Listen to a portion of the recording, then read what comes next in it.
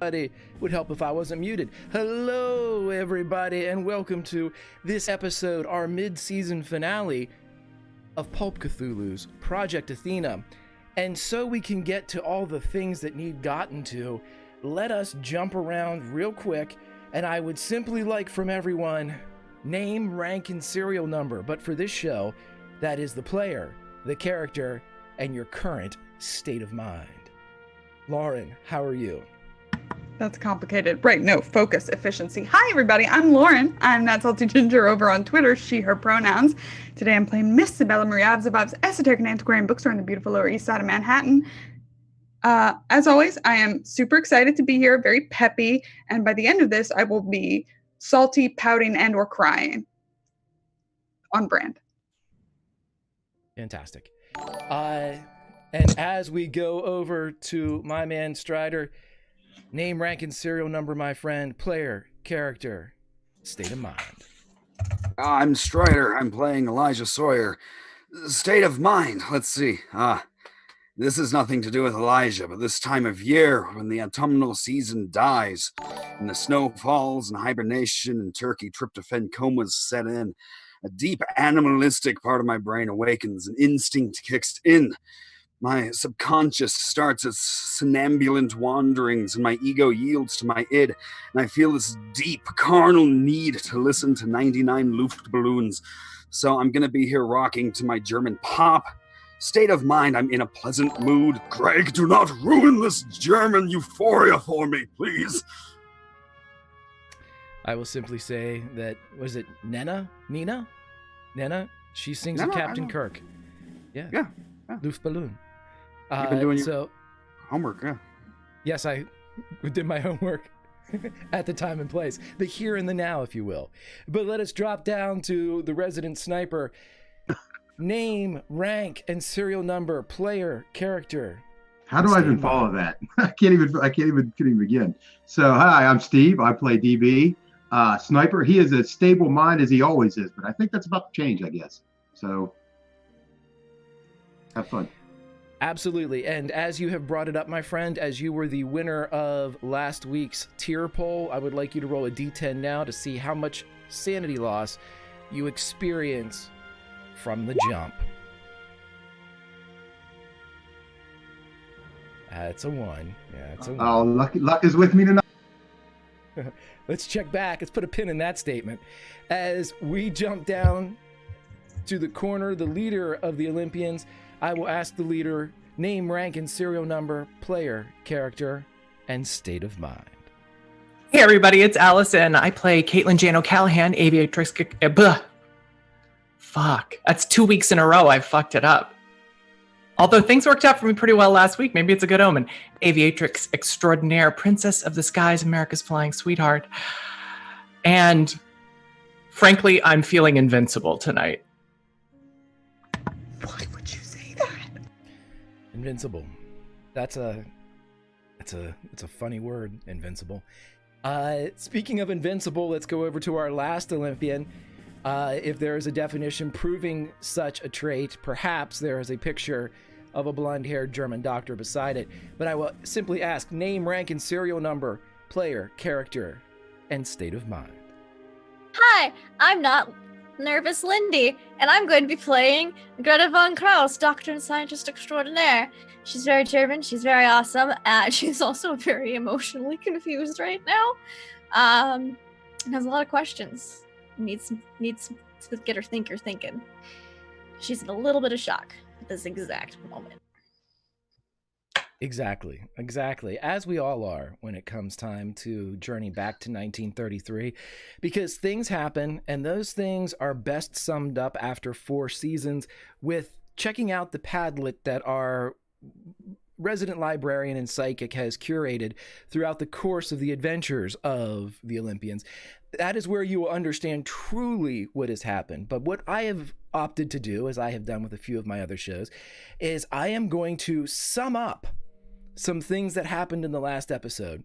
And I thought it was, I've done news headlines, I have done town criers, but I thought with this particular group, it was only fitting that I give you a window or a possible version of what could have happened last episode if the Olympians had died. And so we will get their final words on a gravestone. And so I will go through each of those right now. And so, here lies Caitlin Jane O'Callahan. Damn, that basket was tougher than I thought. Here lies Dr. Greta von Krause. I have found Hans. Here lies Sabella Marie Ives. Damn it, Dwight! Here lies Dwight Burke. Those stupid snake dogs threw the weight off the Jeep. Here lies Elijah Sawyer. I fell. Dwight didn't stop. And finally, here lies last episode's cliffhanger. The truck we were chasing is hanging off a cliff. Jack Kilgrave is hanging from Kate. An odd Nazi just grabbed Kate. Greta heard Hans. Dwight, Sabella, Elijah, and 2 snake dogs are arriving on the scene. And Erwin Rommel was last seen driving the truck. And so, as we now know a brief bit about what happened in our last episode of Project Athena, I will remind everybody, if you would like to influence the narrative directly, please look straight down to the donation placards that we have. If something strikes your fancy, if you would like to make things easier or more challenging for the Olympians that you see before you, please feel free to act. If not, sit back, hold on to your favorite drink and your socks, because we are going into the mid-season finale of this, the 4th season of Project Athena. And so as we drop back into the scene when last we saw our intrepid band, there was a Nazi truck that had been attacked, wheels blown off, tires punctured and ruptured. Inside the truck, none other than Jack Kilgrave and Caitlin Jane O'Callahan, the de facto leaders of Project Athena. They were battling inside the Nazis that were guarding both of them. Also in the truck, an artifact of great power, a crown that had been hinted about since season 1. And as its 2 rested in the back of the truck, there was one final act of violence against the rubber that connected to the road, and the truck swung its rear end ass off a 60, 70, 80-foot cliff. And as Jack Kilgrave pitched and fell, Kate grabbed hold of Jack, keeping him from falling to certain death. But just as that occurred, Kate felt a hand on her shoulder and was reminded of a very odd Nazi that seemed to be just sitting during the scuffle. But before we deal with what's going on inside the truck, I'd like to deal with what's going on outside the truck, as I need drive checks from both Greta and from our good Jeep driver Dwight, as a twinge of mind-scraping abrasion hits Dwight. He's able to shake off. Both of us? Bless you, Stephen. Bless you. Okay, sure.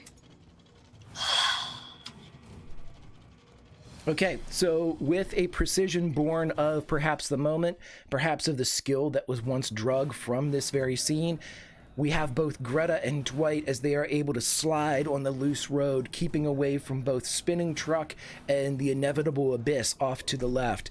And as both of you swing to a stop, you witness the truck before you.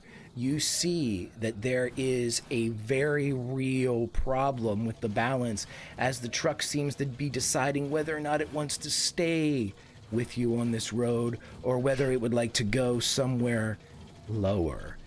And as it's rocking back and forth, the sounds of muffled something coming from inside it, the passenger side door opens and you see Joseph Dietrich step out. What? Yeah, we didn't get a chance to tell you. So, That's I will ask the Olympians on the outside who would like to do what, and what would you like to do to who? Sorry. I'm sorry. This sounds real dumb, but I would love to get out of this car. You can definitely jump out. It was stopped in such a way that you are not kind of crushed or anything, up against the side wall or anything. You are perfectly able to exit the vehicle. It has come to a stop. Great. I whistle for Cleo and Tom to get out and come with me. They come. Oh, they're so good. One last fake out and then lick of the bloody cut on Elijah's head as they are feeding or at least drinking a bit from the head wound that Elijah received in last episode. But they jump out. It's impossible to read these serpent eyes, but whether they are dismayed by the removal of blood from their diet, they don't seem bothered. We'll wean them off it. Does this Dietrich look like one of the cookie cutter ones? I tell you what, roll me a history check here. And this isn't a history like learned from a book. This is a history like, what can you remember about certain details and elements that you had witnessed in the past? Success! I have good history.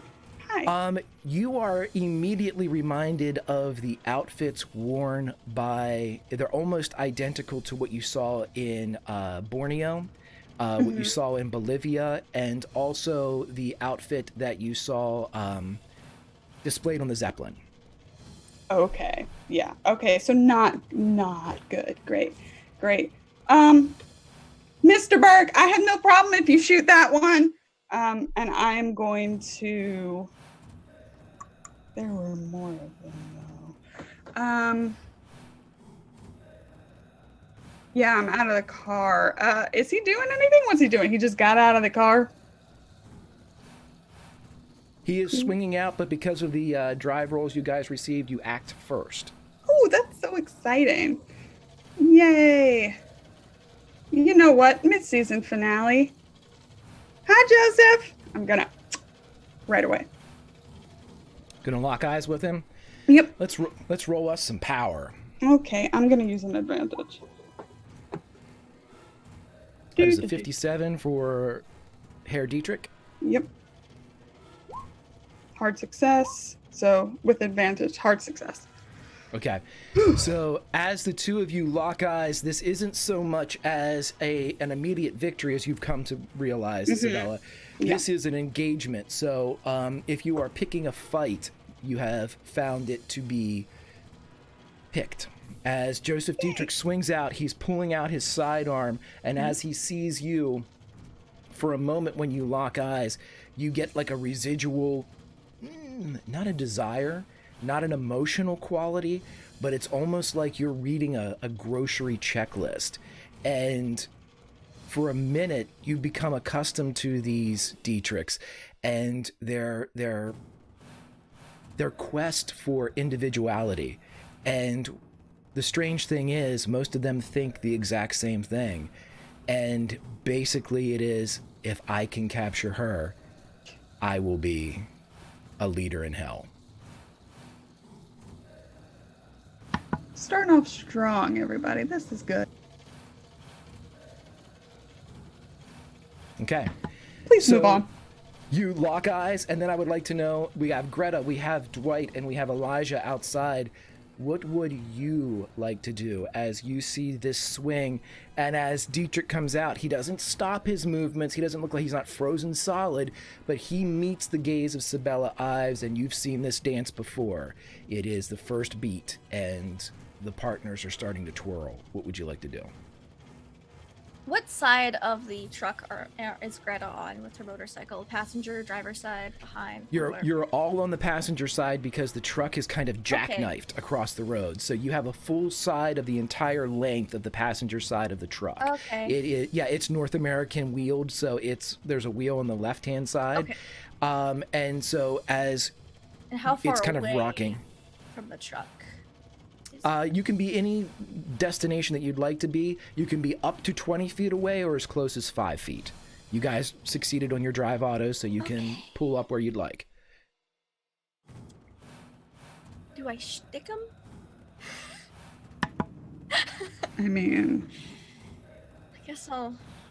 I want to stay out of because he's stepping out. I don't want to walk up straight up to the passenger side because I know Rommel. Oh, I don't know Rommel's in the driver's side. Only Dwight and Lauren or I do, though. Ella know that. I I do. don't. So, but still, she would know there's someone in the driver's seat. Not knowing it's Rommel, she won't take extra precaution. And she's gonna come up on that side and just while he's locked eyes and just try to stick him with the 'cause I had some of the beautiful, wonderful muscle melting serum in my hypo syringe last I checked. Locked, loaded, and ready to go. You do. And so if you want, go ahead and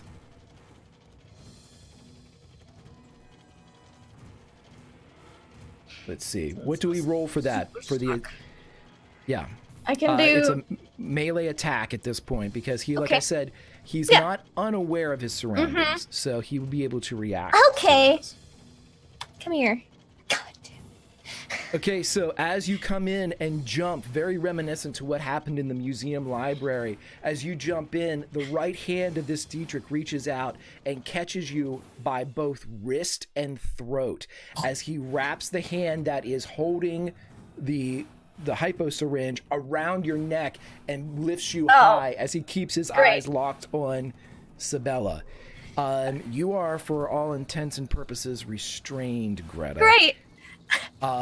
So you all bear witness to Crash the Greta's bike. quick flight and quicker capture as we have actions that need to be taken from Elijah and Dwight. Elijah was about to jump off the back of the Jeep because he is beat to hell. He wanted to provide himself some cover. However, upon seeing Greta being grabbed and restrained so easily, I think he's just going to stand up in the back of the Jeep, and instead of just wildly fanning the hammer, he's going to try to line up one good shot on Dietrich, and I'm going to fire on him.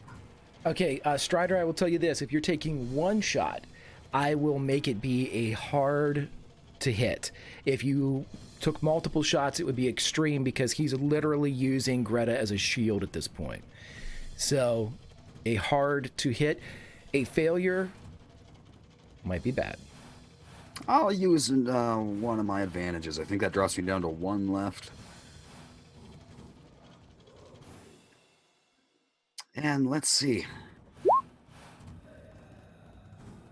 How about a hard? There you go. So as described in the narrative, Elijah Sawyer, the silver-tongued con man who is much more apt to charm someone to death than take their life with a gun. But as the past 3 seasons have proven, he's good at just about everything.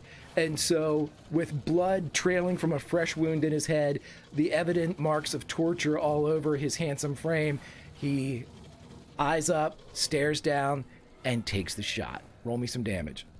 Oh, you got 5. Okay.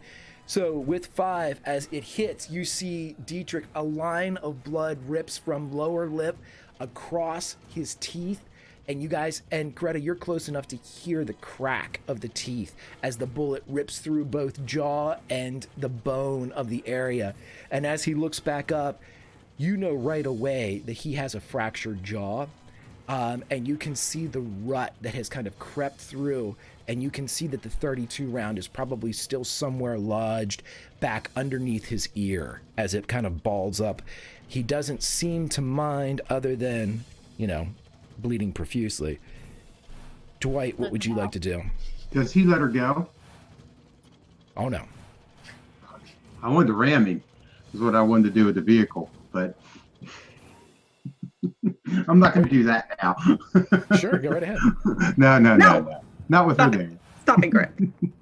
It almost happened, though. He would let her go. He was going to get rammed.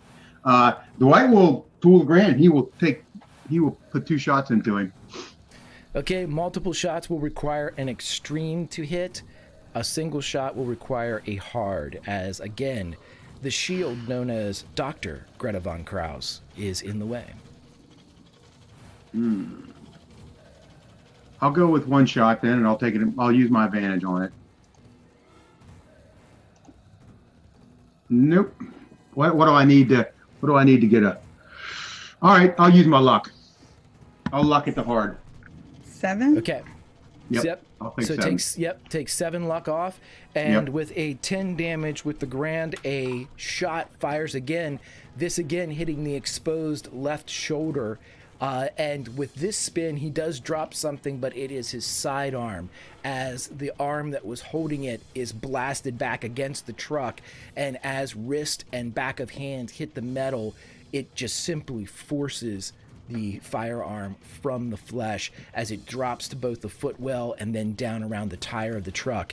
It is as your gaze travels down, Dwight, that you see where the Luger landed, right by the wheel, and the wheel lifts off the ground 2, 3, 4 inches, and then rocks 3, 2, 1, 1, 2, 3, as it's deciding where it wants to be. But before you all get a chance to really appreciate what the scene and the situation is, Dwight, you're close enough to hear the telltale slide of a machine gun as an MP-34 looks over the hood of the truck, the hand and the eye clutching it, none other than the Desert Fox, Erwin Rommel, as he opens up on the group in front. So does this mean Dietrich's my body shield now? Yes. Okay. Just so you guys know the mechanics of this, it was going to be a 50-50 between Greta and Dwight. With Greta being held at bay, Dwight becomes the recipient of this attack. Identify the threats. Oh, So- Does cover the Jeep help? With MP-34 damage coming in at 31. Dwight, how you doing? Dead. With Does- 31. Does he get a dodge roll? Dwight, everyone that's there bears witness to Dwight getting lit up by Erwin Rommel as the MP-34 and you see tracked shots 1, 2, 3 creep up the chest, throwing the grand out wide, and as the man narrows his gaze, going for the kill shot, as the damage goes from 8 to 12 to 15, he gets ready for the final barrage, and you all see an old dog, mottled in gray with stringy hair, run up, and you see teeth bite into the forearm of Erwin Rommel, who immediately screams as the dog, too old to be able to make any real difference in a fight of this magnitude, bites deep, and blood begins, or a stain begins to creep from the left arm of Rommel. And Dwight, as you rock back these 3 shots, the 4th, 5th, and 6th would have ended your life, but because of the intervention of a dog you know to be Jake, the dog holds and pulls, and you see Rommel turn and the shots go wide. And as he's pulled from the side, you hear the growling, and you all see a large trench knife be pulled from his belt as he descends and disappears behind the back of the truck. Let's cut inside.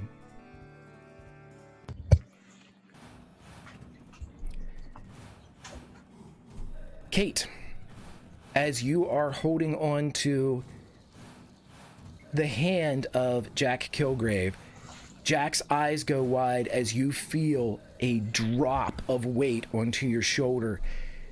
Jack only has time to say one thing. Let me go, Kate. I continue to hold him. And I want to do two things here. First, I want to say, without turning around, I want to say, please tell me you're Dietrich the soldier, or Dietrich the cook, or Dietrich the shoe salesman, or something. And at the same time, I want to very slowly be reaching for that Luger that I picked up during the fight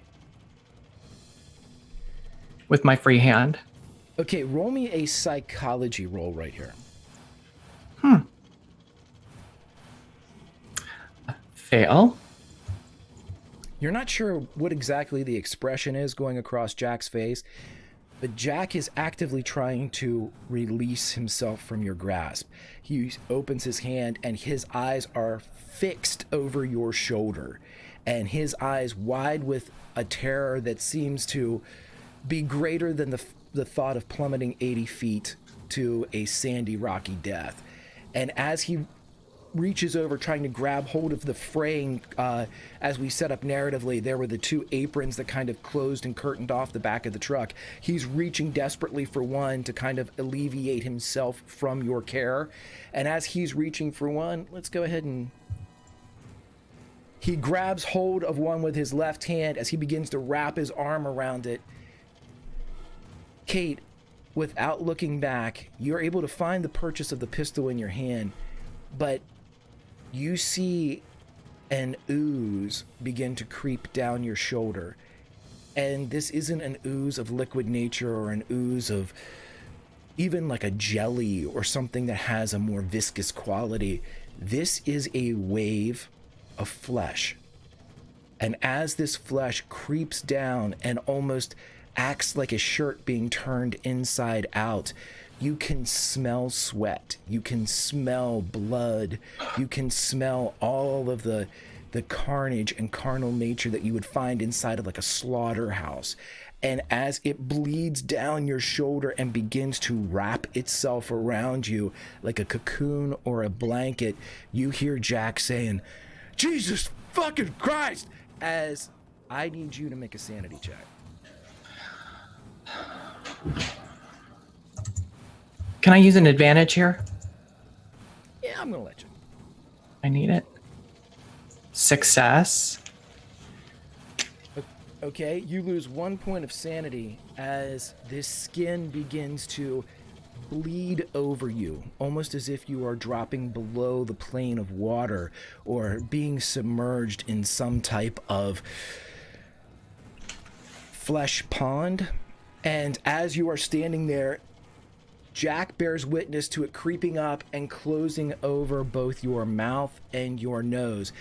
We're going to say the right-hand side of Kate is free. The left-hand side, where the hand dropped on the shoulder and your face up to your eyes, is now covered. You are currently without oxygen, Kate. You do have your hand free, though, but you also are staring at a very, very interesting drop should this truck decide to tilt a few more degrees the wrong way. What would you like to do?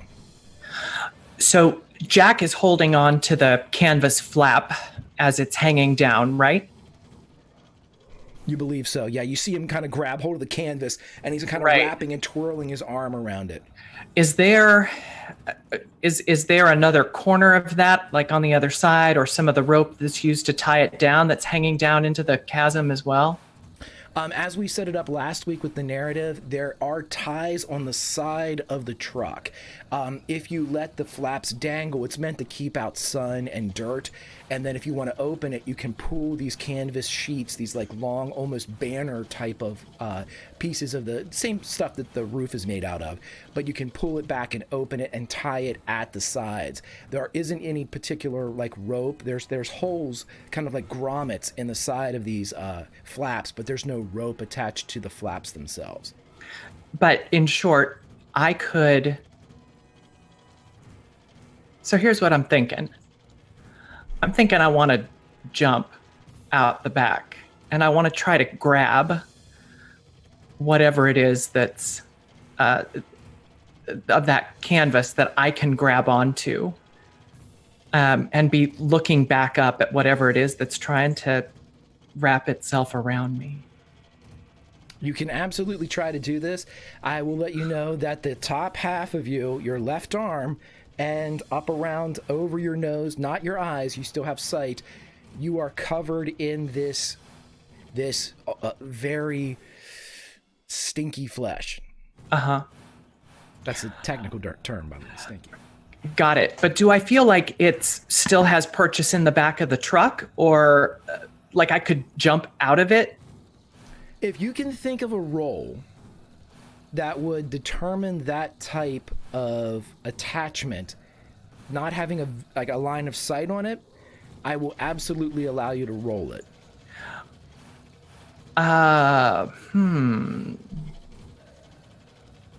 That's good.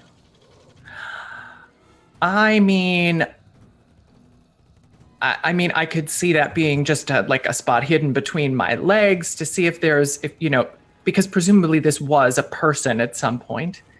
Is it still standing behind me? If you're going for straight positioning, then I will allow you to do a spot hidden, but this is going to need to have a hard element attached to it, because you're in a position where it's got a bit of leverage and control over you. And so, or if you want to ascertain whether or not it's attached, like you're seeing if it's anchored or whatever, I would take some type of science roll, even like a physics roll. And that can be a regular success. Yeah.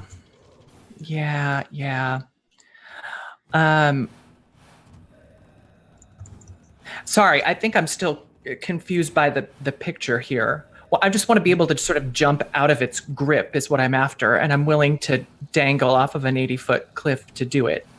Okay, to put it like this, imagine someone's holding a wet sheet. Uh-huh. They have used that wet sheet to cover your left side, kind of slapped you with it, and it's also wrapped around like paper mache around your mouth and nose. It seems to be more substantial than, say, paper or cloth. You're not sure if it will give or if it will release when you kind of do a maneuver like this. The physics roll or even a spot hidden would kind of give you a bit more insight into the leverage required.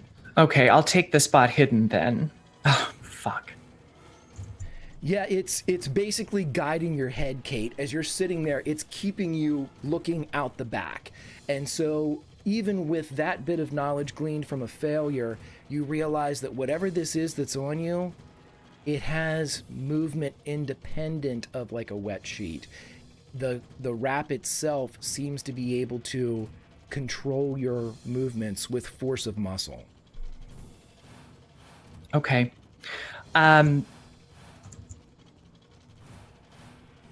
Okay. And just for summer, just for summer, I'd like to say that this thing really smells. Like it smells, it's got like a funk to it. It's got... Stop. I got that part. Thank you, Greg. Yeah, I mean, I think this is what I want to do. I want to try to get away from it by getting out the back of this truck. And I think because I am so dexterous, I can kind of swing out to my right, swing my legs up over the back of the truck and out and grab onto that canvas or the bumper or the edge or something, and not have to burn 30 luck to avoid certain death here. Sure. What we're gonna do is, you can roll me that dex check.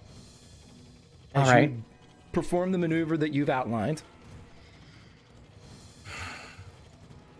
Your willingness to let me do this makes me want to do it less, but I'm committed at this point, Greg. So here we go, and I'll take advantage if I don't succeed. There's a hard success.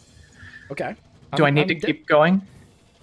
No, that's perfectly fine. You're able to jump out and you feel a pull as if you're pulling yourself free of thick mud, but you're able to jump out and using your free right hand, you can grab hold of the canvas as you swing free out into space. Now with both you and Mr. Kilgrave hanging from the back, I'd like you to roll a luck check for me, please. Okay. Yes! That's a 44 out of a 44. 1 point higher. The dice always come through for Kate in the clutch. Anybody that's out in the front, with the exception of Dwight, as you all turn and look, you see the front wheels of the truck. 2, 3, 4, 5, 6, 7, 8, 9. And then at the last second, past that point of no return, it creeps back down towards the earth, but it does not come to rest. The truck itself is now almost levered against the edge of the cliff. It has too much weight hanging from the back. It wants to fall. Kate, roll me another spot hidden as you hand there and you're hanging with this skin substance over you. Fail. Okay. All you hear is Jack Kilgrave continuing to say, Jesus Christ! Jesus fucking... And you see that inside there is not a man. You see, anatomically, it is simply a skeleton with bits of gristle linking all of the major joints together, and a puddle of muscle as it oozes up over the tailgate. These appear to be 3 distinct creatures of skeleton, muscle, and skin that are facing you and Jack. And so let's cut back to the group as you have just witnessed Dwight getting just blasted to the ground. Dwight, you've taken a total of 17 damage here. So as you are shot and rocked to the ground, because it's over half your hit points, correct? Yeah, you are blasted to the ground. The Grand does not go flying. It's not damaged or destroyed, but it is out of your grasp as you are suffering from 2 basically large flesh wounds, but 1 massive puncture wound in your right shoulder. Can I use the D10? Yeah, at this time, you may absolutely roll your D10 of healing, and we will see how that goes. Dwight's pissed that he got the fucking jump. He's like, can't believe he's not dead, actually. So I will roll that.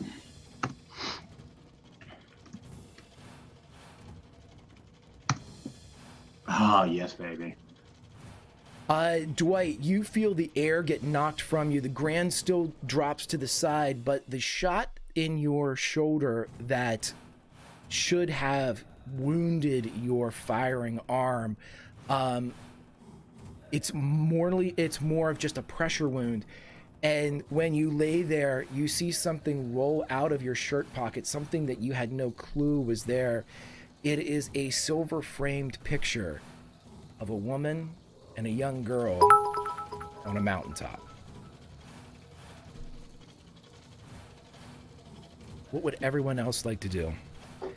We have an advantage for Kate coming in from Levi, and we have had something come in from Summer, and I'm sure I know what it is. So everybody outside, what would you like to do? I would like to not be choking anymore. Roll me a strength check, and this is going to be opposed by our Dietrich. 2 advantages to everybody from Aphrodite, the goddess of love, sends her regards. And Pope has sent something through for us. And also Twilight has given me something that I can do. So, all right. Okay. Can Greta be not choking by, I don't know, twisting the gun to stab Dietrich in the arm and then shoot him up the muscle melty juice? Here's what I am going to tell you.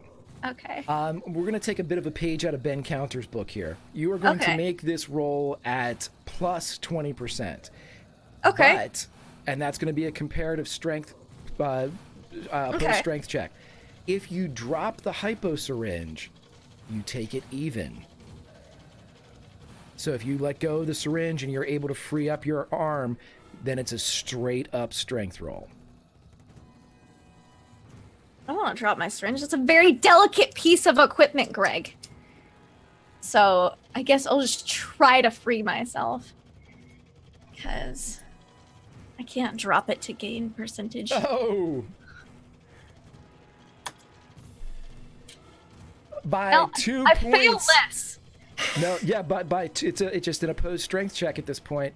You, by 2 points, you're able to get yourself free, but as it was a fail, your entire action is spent just kind of throwing yourself away from Dietrich, and the combination of shots that have come in, you kind of drop to one knee in front of him as he doesn't break a gaze from Sabella, but he is aware of you as his hand, the one that was not his right hand, goes to reach for you again. Okay. What would you guys like to do? That's cool. Elijah's gonna hop out the back of the Jeep further away from the conflict as he was intending to do last time. He's gonna go flat, barely peek out around one of the tires, and he's just keeping his gun and all of his attention trained at the top of the truck. So hopefully no one else is gonna get machine gunned. The second there's a little crest of a head showing up, he's gonna start firing. Okay. You're going to hold your action then because you have not been able to see Rommel. You saw him pull the trench knife and drop down. As soon as he reappears, remind me, Strider, Elijah will get his shot at that point. Dwight, you're out for this round, and we must now go to Miss Do I have any Sabella movement? I know I used my action to get away from Dietrich. Do I have any movement? No. If you had a success, yeah, I would have given it to you, but it was a fail enough to escape, yeah. That's failed my way to escape. Failed to freedom. Cool. Yep. Yay. Fail up. Yes, always. I'm not breaking eye contact. I'm feeling okay for, one more round.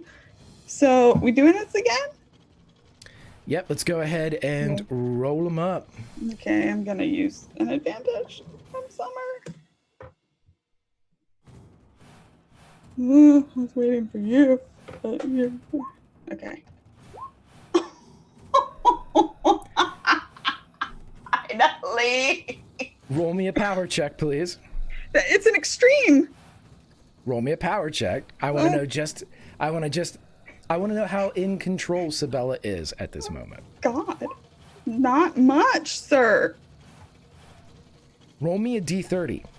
Oh, don't. What's happening?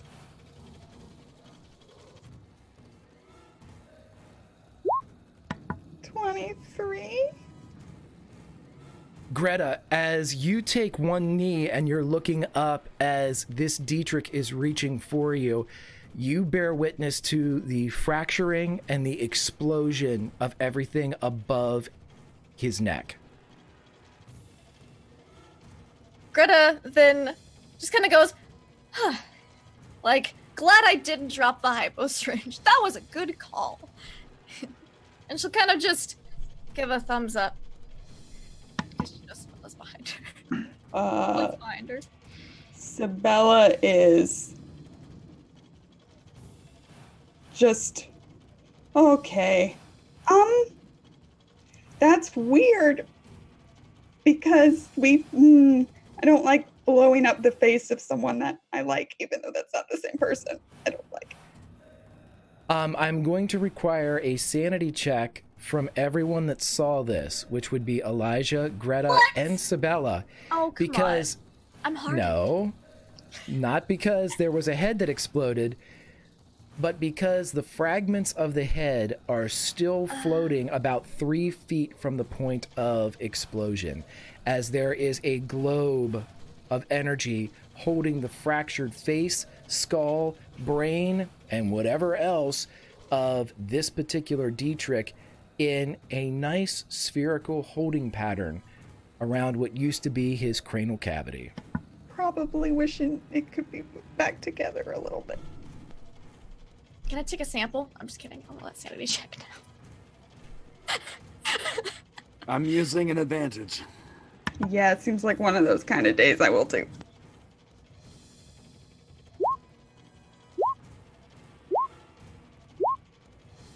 Please, can I get a sample? Greta's like fucking cool. Yeah, Greta's like, wow. Okay, This is so like dissection without getting my hands dirty.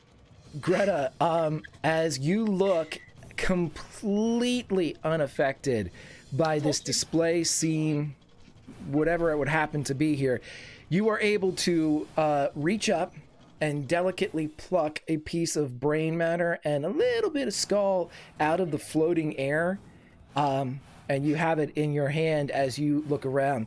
Everybody else, you succeeded on your sanity checks. There are no sanity loss inherent to it, as I'm going to ask this of Sabella. Away or back together?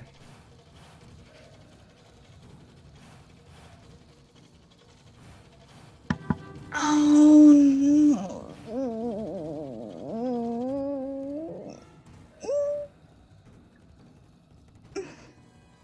Being honest, back together. As you pull the piece, Greta, you are the closest, and you witness the reforming of the puzzle that is Joseph Dietrich, as bits of flesh mend together in a seamless stitch, and you hear the cracks and crunch of skull being placed back together. It all seems to fuse. It seems right, except the eyes are spinning independently in the head, no longer attached to anything. The tongue is lolling without any type of purchase, and slowly, knees, side, shoulder, the Dietrich falls. Can I ask a question, Greg?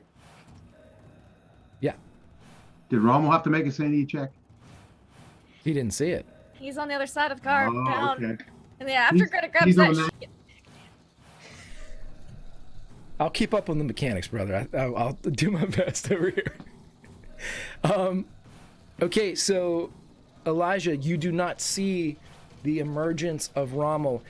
And as we are at the end of this round, I will allow you to make a spot hidden or a listen or any type of sensorial observation check if you want to try to ascertain where he is, or if you want to do something else with your general surroundings. He is not... I'm just going to do Goddamn. a spot hidden. I rolled an extreme success. Okay, as you see the truck tilt up, you are able to look underneath and you see that there is in fact the corpse of a dog lying there, and you see two boots begin to shuffle back towards the point of tilt for the truck. I'm going to give you, with that extreme, I'm going to give you a chance to shoot at those feet if you would like to. This is going to require a hard or an extreme shot, though, my friend. Might as well try. Oh, come on. You Just the shoot, one? and it skips a little bit around Greta, as I'm assuming she probably doesn't even notice. But yeah, for a moment, you all are clear here. And as soon as this occurs, anyone from Sabella's point back, which would be like Sabella, Elijah, and maybe even Dwight on the ground as he looks, you would see Kate swing out over the abyss, and she has what looks like a flesh flag draped around her. Wish Greta could Kate- see that. Kate, what would you like to do? It's a tarp. It's a tarp. So I have one free hand, right? You have one hand that's holding onto the canvas. The other is pinned against you inside the flesh flag.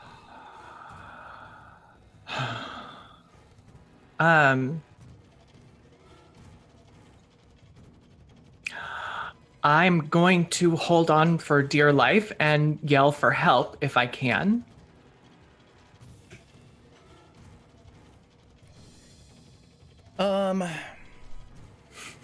You can yell, but in doing so, you are going to have to expend air in your lungs. I will allow you to yell, but then I need you to make a Constitution check. Can I want to look down and do a spot hidden and just see what I see. I'm taking a peek at the, both what I see on the bottom of the, on the sort of the truck. Are there other places where I can have some purchase that would allow the fulcrum of the truck to kind of move back toward the ground? But I also just want to see if there are ledges, branches, etc., that I might be able to direct a fall toward if I started to fall. Yeah, you think that you could definitely, if you got your swing going a little bit, you could easily, the truck's not like 20 feet off the edge. It's like 3 feet, 4 feet, 5 feet off the edge. So even though the truck's wheel well and wheelbase sits farther up, its back wheels are off. So you would be able to swing, and if you with a feat of dexterity, you should be able to swing onto the road itself. Should. I will take that spot hidden, though. Okay. Hard success on the spot hidden. As you are gazing at both the creatures, the skeleton and this muscle mass that seems to be in there, some things are beginning to shift inside the truck proper, and one of them looks like a basin. And as it scoots towards the lip or the tailgate, you see resting, almost like it's being presented, a very finely constructed golden crown. But it's in the truck. Huh.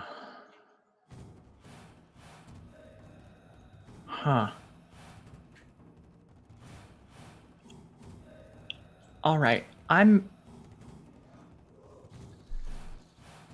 Kate, I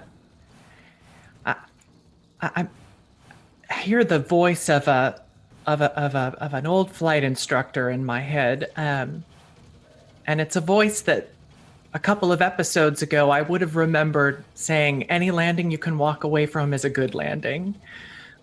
This time, though, the voice, that advice has faded into her irretrievable memory. The one she holds on to is, "Live to fly another day." So I'm going to try to make that swing and get up on the road where I'm not dangling over certain death. Well, sure. Yeah, that sounds good. I'm all for it. Okay, this is a dex. Yep. Go ahead and roll me a dex, and we will see as you swing clear how it helps. Okay. And I'll take advantage here if I need to make sure that I don't fall and die. There's a regular success. Okay. And did you want to use your advantage? Yeah. Hard success. There we go. And as you are able to swing over, it's not graceful. It is a landing that you can walk away from, though.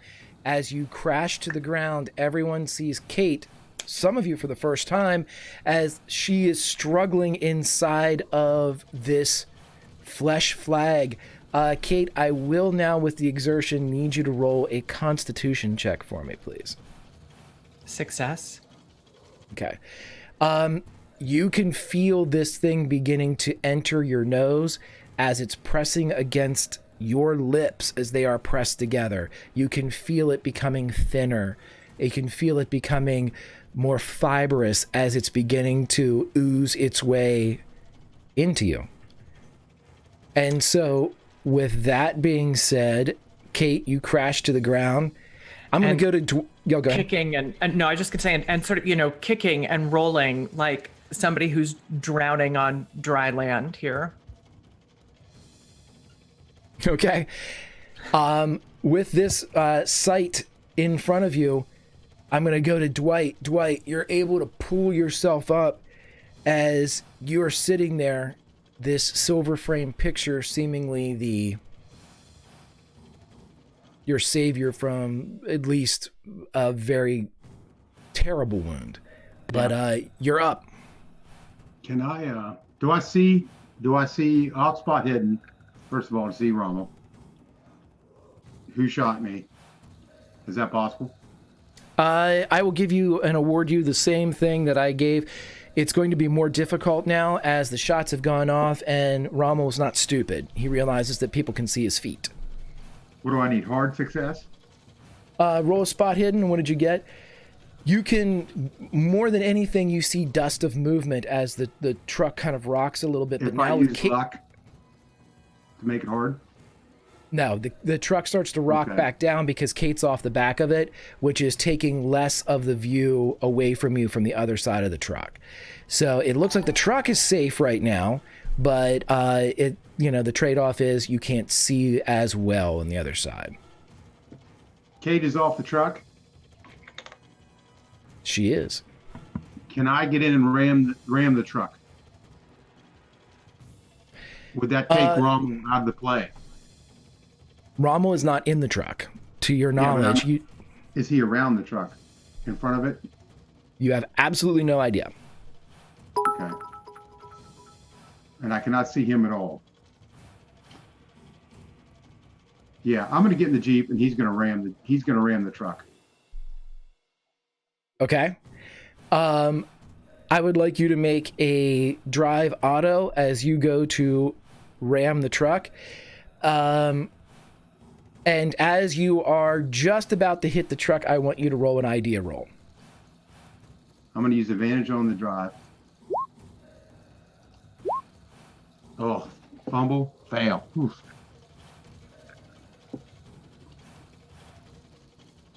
And I will roll my idea. That's a fail too. Well, that's good because I was going to give it to you anyway. Just as soon as you hit the truck, your brain says to you, Jack. And you crash into the truck. And as you hit the truck, it begins to tilt back as if it's going off the track or off the trail. But because an 89 is a failure, the bumper of the truck gets caught up in yours. And as it begins to lean back and slide, the Jeep that you're currently in begins to slide as well. As Dwight, you turn and the Jeep is now being pulled towards the edge. It is mangled and wrapped with its sister vehicle, the metal now entwined both in life and presumably in death as you scoot towards the abyss. Everyone else bears witness to this as Dwight did go first. What would you all like to do?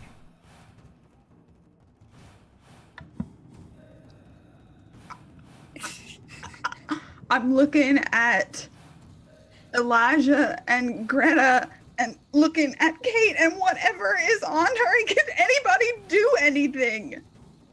Do I see Kate now that the truck's been moved a little bit? Because I was near the very front of it. Yeah, make a dex check for me, Greta. Thanks! Dwight would never ram you, but he failed that roll. Yeah, you roll out of the way, and as you roll out of the way, not a like speck of dust on my brain matter. Carefully put it in my pocket. right, with an extreme, you can roll however you'd like to. Any type of superhero maneuver that you'd like I to have do. my lab but you, coat flares out in the back. right, lab coat, hair, glint, cling. Yes, Greta, what would you like to do now that you are clear from this? Okay, I'm clear from this. I'm not going over the edge. Do I see Kate? Because I don't think I saw her at first because she was near the back of the truck and I was near the front. She is very close to you now. In fact, you're probably the closest one to her, as you were very close to the Does this look like a bunch truck. of flesh that's on her? It really does. It does? I would love to do an experiment right now. I would love to test my failed Superstock onto this piece of flesh and see if it melts it. Okay, now let's explain to everyone what this particular bit of evil sorcery does. This vialed serum does what now? I will read just from her little project notes. Project Superstark, test 14, failure again. This time, the subject not only failed to see an increase in strength, but actually showed signs of extremely rapid atrophy in muscles and organs. Autopsy will be needed to verify if any organs remain unliquefied this time and can be salvaged for further testing. I'll hold on to the rest of this batch, though. Could be useful. Okay, so let's see what happens when you shtick it. I want to shtick it. Do I have to melee roll it? Stick it. Stick Or it do I real just want good. just want me to pharmacy it? What I want you to do here is, Yeah. I want you to melee it because Okay. it's currently wrapped in your friend, and you're Okay. using a needle. Yeah, I'm real good at needles, though. I know. Good at needles. That's pretty good. That's pretty good. As you inject and depress the plunger, and as it fires, as created and it helped with the Dr. Dietrichs of Castle Dietrich, this particular injection, you immediately see it kind of, you've seen this type of thing before with burn victims, where the skin begins to just flake away, or even like people that are suffering from acid burns, or they've been electrocuted, where the flesh just sort of dies instantly. You see it turn white and begin to just slough off, and you see it go through, and it exposes the upper shoulder of Kate as you inject it with it. But the rest of the beast seems to be doing well. You know what? Let's roll a d20. Okay.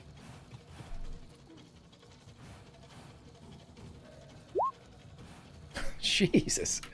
Okay. You are able to liquefy, eradicate, erase a portion of this skin that frees not only the shoulder, but the corner of the mouth of Kate. And with a, you hear the inhale as Caitlin Jane O'Callahan is able to raising is breathe important. again. I'll figure out how to extract the rest of you. And then I'm also gonna, because it's Greta and she's terrible, she's also interested in this. She's gonna kind of put herself on the side of Kate. That's opposite the side of where she last saw Rommel. Just. So yeah, you're doing a Kate shield. A Kate shield, but I'm also letting her breathe. So Greta sees it as a pretty even trade. Sure. Extracting her. Okay, yeah, absolutely. So as you do all of this, what would Elijah and Sabella like to do, as you both bear witness to Kate at least being partially freed from this horror that she is enveloped in, but you also see Dwight being drug off the edge with the truck?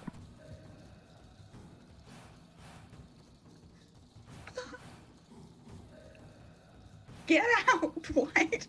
I'm going to. Okay, this is kind of weird.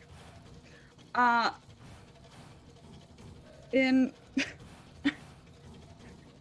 gonna look at Cleo and Nicole. Cleo, Tom, and Esme and Nicole. Do y'all know how to play fetch?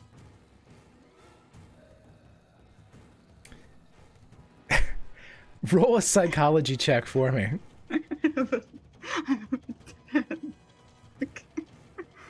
You never know. Not today. Yeah, you have no fucking clue if these things know Great. what you're talking about, or they're looking at you the exact same way. Lovely. That's wonderful. Well.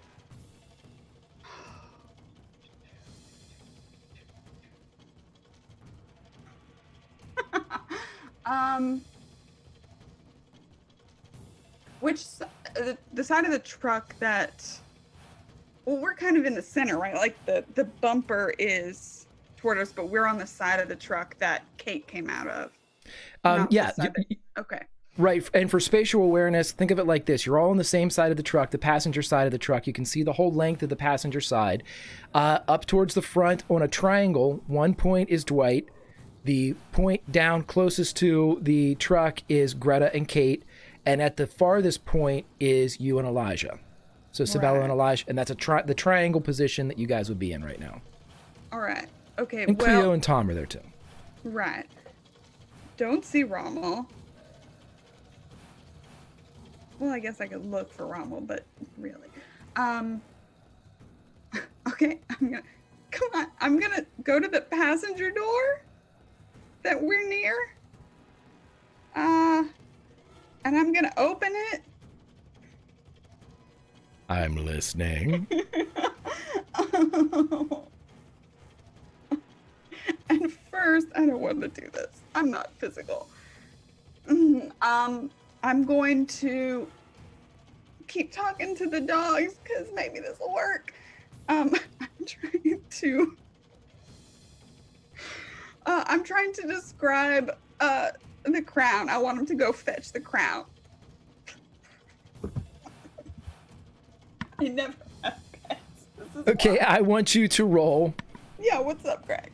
You're saying this all in the call, so I Yes. want you to roll a charm or a fast talk or a persuasion. I You will know what I'm I'll- rolling. I'll give you whatever you'd want from any of those.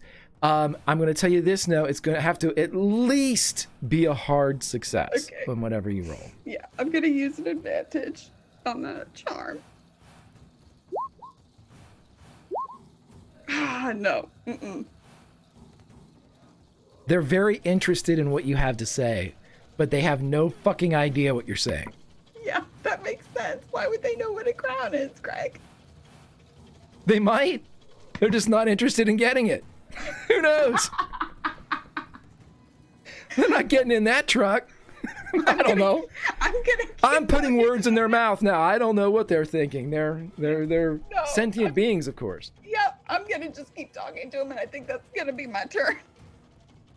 Okay, so I will say this: do you get in the driver's side area? Like you open the driver's side or the passenger side door? Do you climb up in the cab of the truck? I don't know, Allison. Don't look at me like that. I'll step up. I'll step up on the thing. Not that I weigh much, though. But yeah, to open it, I assume I have to step up a little. Okay, roll a spot hidden for me. Okay. And I'm giving you advantage on this one because you said you stepped up. Hard success. When you look in, you see that there's some type of draw door or a screen that would be used to communicate with the driving cab and the compartment in the rear. You see 8 very human-looking fingers hanging from this window. And in the left-hand side, there is a crown clutched in the window. And as you see Jack's face come up to the window, he goes, "Help me!" Hi, Jack. "Hi! Where's your hat? I don't know, Sabella."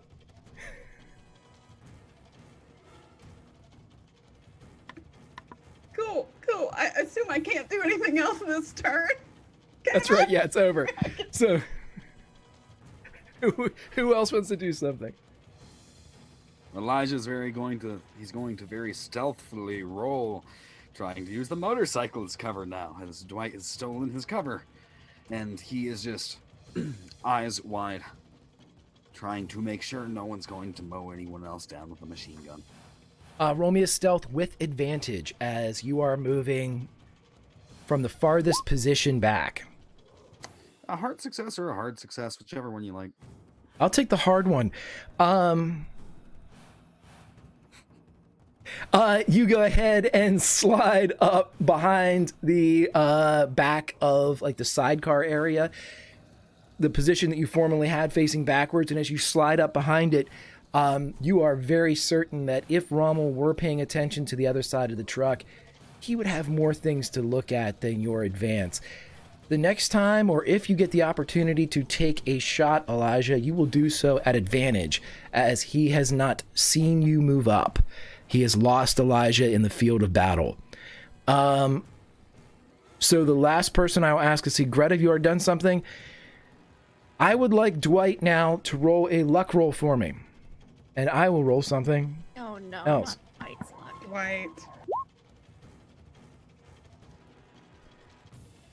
Okay, so you all see the truck slip, and you actually ride it, Sabella, as you're kind of riding back as the truck, the scenery through the glass is going the wrong way, and you feel boom, boom, as it starts to move and slip backwards. And as it does so, Dwight, you're being drug on the Jeep as it too is now part of this chain, like a Mount Everest expedition gone awry. As everyone is tied together, you are only as strong as the weakest climber, and you begin to go off the side. And so you have an extra chance to do something as your luck has been made here. We are going to start, however, with Kate. Kate, you are freed to the point of being able to breathe, but still wrapped in this flesh flag. What would you like to do? Can I work to free myself from it anymore? Pull it away from me?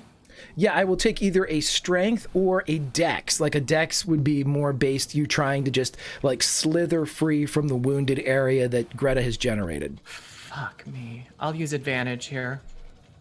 Hard success.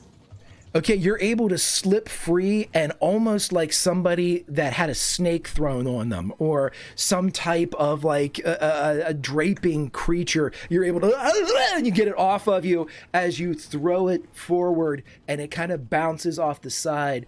And as soon as it hits the side for a second, you can see the face of a man as it takes different shapes of shoulders and arms, but then again becomes more of like a blob as it begins to slither rather rapidly towards Greta and Kate. How far, if I'm looking at the 10 or 12 feet of canvas on the side of the truck, about how far is it, or where is it is it closer to the back, closer to the front, top, bottom? Well, the back is getting further out into space, but it's still close to the ledge, if that helps out a little bit. So as the truck is disappearing ass end off the cliff, the creature itself is as close to the middle of the truck as you can be while still being on the road. It's very close to the ledge as soon as you're able to kind of throw it off. It's kind of backed up in a corner between the cliff and the descending truck and jeep. Oh, okay. Got it. I want to just do a quick survey of the scene to see who I can see. I want to see if I can still see Jack hanging off the back, and if I can see whoever presumably was driving this truck. I don't know who it was, but I know somebody. Well, I know Rommel was there too, so I'm looking for him specifically. Sure. A regular success? I will give you with that brief glance, you can see that for a moment Jack has either fallen or he has climbed back in the truck, because you see both of the flaps of canvas, kind of the one that you held and the one that he held, blowing freely as the truck is beginning to tilt high. You also bear witness to Sabella as she is riding the truck from the passenger side footwell with two snake dogs. The snake dogs don't seem aggressive, nor do they seem interested in getting in the truck. You don't know how you know that, but they just seem disinterested. Perhaps it's all the time with the serpent gun. You're not sure, but that's what you're able to glean. Okay, so I'm going to run toward that passenger side door where Sabella has climbed up into the truck. Just to be there to back her up if needed, or what the hell is she doing climbing into this truck? I will allow you to ask if you would like to RP asking Sabella what the hell she's doing. That's a great question. Yeah. So I see her climb up, and as she's climbing up in, I'm running up behind. You see me reaching out for Jack Kilgrave. Can I see Jack sticking up through the... You can see like the side of his face, almost like somebody that's pulling themselves, like posting and pushing up off of out of a swimming pool or something as he's pulling. Yeah. And he's like, "Hey, Katie, help!" Oh, shit. What? Help! Hi, Kate. Hey, Sabella. Yeah, see if you can help him up out of there. I wave my very dangly noodle arms, and I'm gonna if his hands are out of the thing, I'm gonna try and yank it. Can you please yank me? I got you. Okay, so with this brief exchange, as Sabella's already gone, Elijah's already gone, I'm going to ask Greta and Dwight what the two of you would like to do. Oh, me first? Okay. you need time to think about what you're doing with that truck, don't you? Greta is, so this thing is slithering towards just me now, unless it has a weird trajectory to follow Kate. No, it doesn't. It just Okay. seems to kind of want just wants something. Something. Okay. It wants somebody to love. It needs somebody to love. And Greta understands that right now. But she's gonna be thinking about it as it's very tactically and logically as it's slithering back towards her. How effective did her location and placement of this bioserum seem to be? And does she think that would be a viable second attack? Or how effective did it seem? Roll me your, was it biology? I have biology, yes. Mm-hmm. This is how Greta Yeah, learns. She beats yeah, things up and studies You're it. pretty sure that if you stick this sucker anywhere, it ain't gonna like it. It ain't gonna like it? Okay.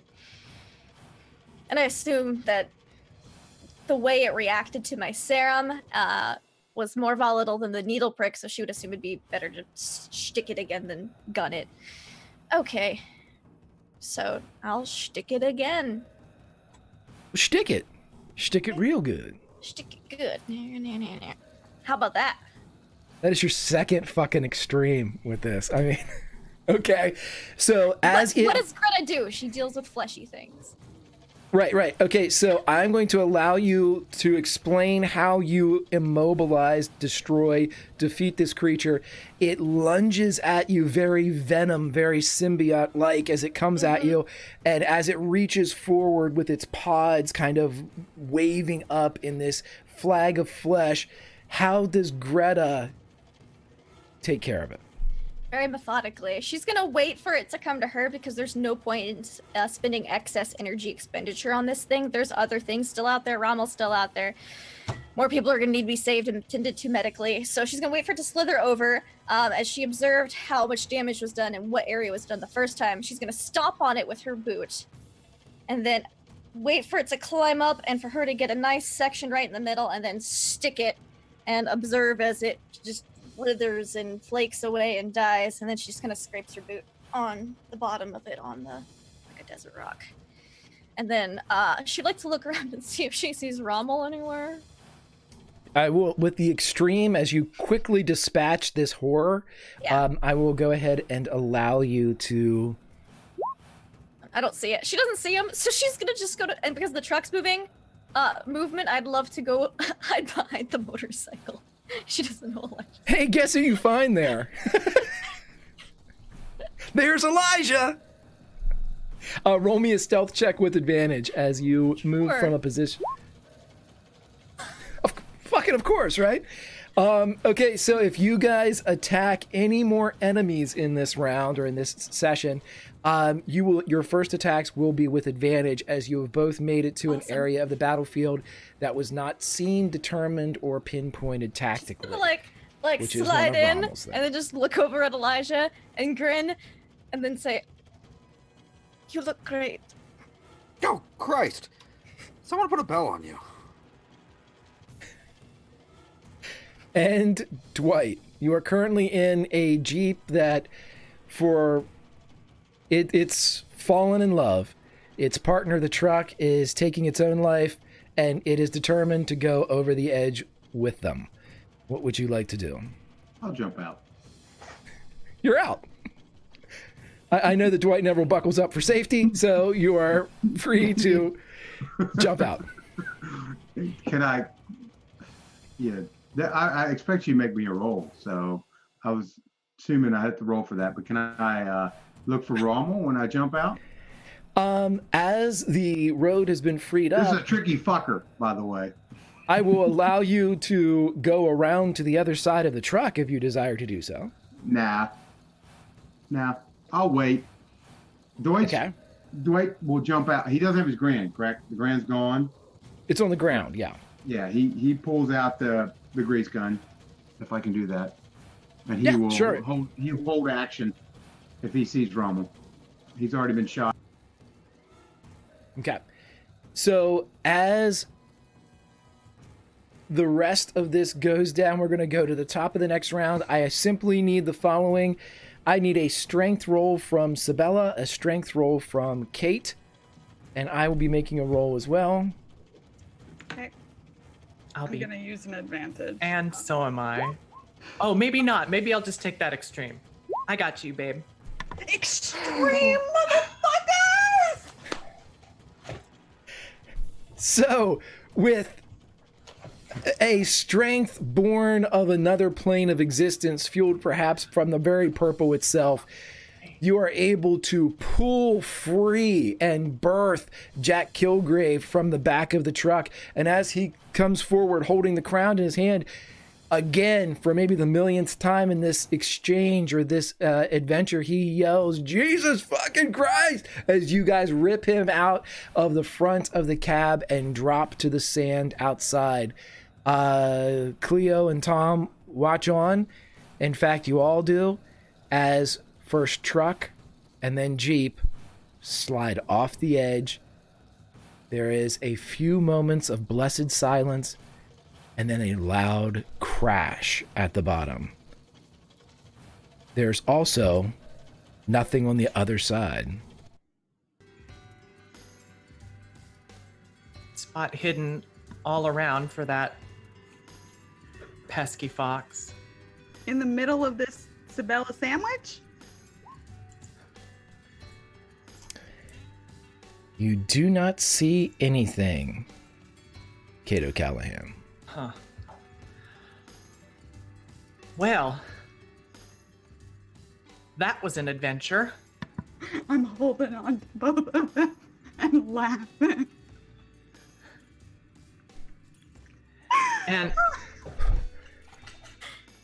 And as we're laying there, I'm looking at Sabella like, I thought I'd never, I thought I, and then I kiss her.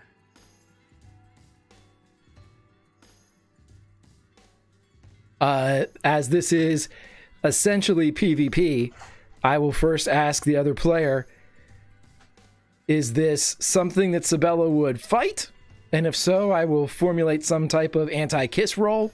If it is something that she would accept, I of course will not stand in love's way. Oh my god.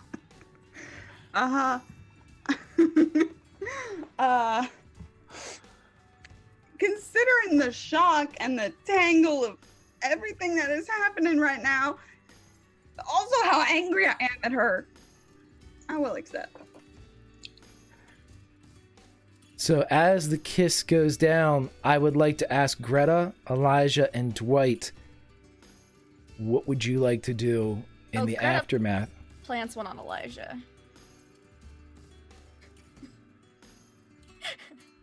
Unless he wants to make an anti-kiss roll. I will ask Elijah the same thing. This is PvP, unless it's hand waved. Wait, kiss Jack. That's a surprise round. He has no defenses put up against that at all. Okay, so you are able to kiss Greta, and you can roll sneak attack damage. So as all of this kissing is going on, Hey, Greg. yeah, Just a quick question. With that, sure. With that moment of intimate physical contact, can Sabella read anything from Kate at all? I am going to... Okay, I will allow a power check, but this would need to be an extreme, as this is not the ideal circumstance, nor is it the ideal mental state to be doing what she normally does. Seems perfect, if you ask me. No. Right. And by the way, just so everybody is aware, Elijah Sawyer, of course, has a smooch roll, and that roll was an extreme success with a 6. That is Damn. a top 10 kiss of all time. One of history's top 10 kisses. Right there. There's a reason he's an Olympian. That's right. That's right.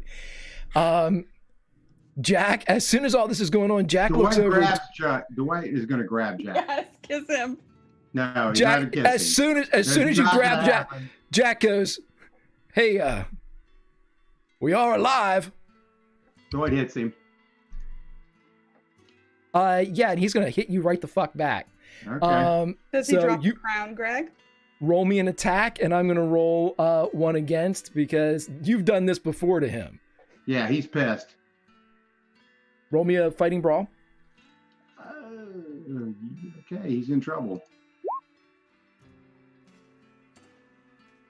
Okay, so the two of you basically swing and kind of glance around each other, and he immediately looks at you and he's like, Mr. Burke, what's your problem?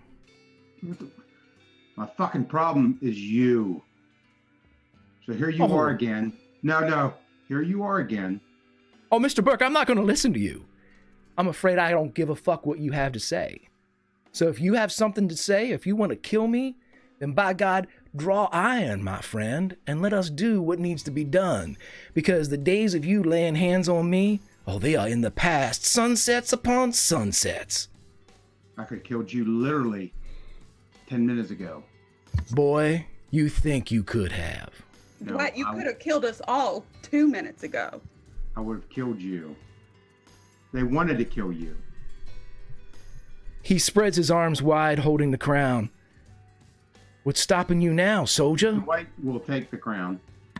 No. He's gonna have to. No. You're no. You're kissing people. It was a second. You shush. You are Jack, kissing people. You are kissing people You're right not, now. and that is your loss. So. What do you want me to roll? Whatever you think taking a crown is, which is going to be fighting brawl if you're just going at it.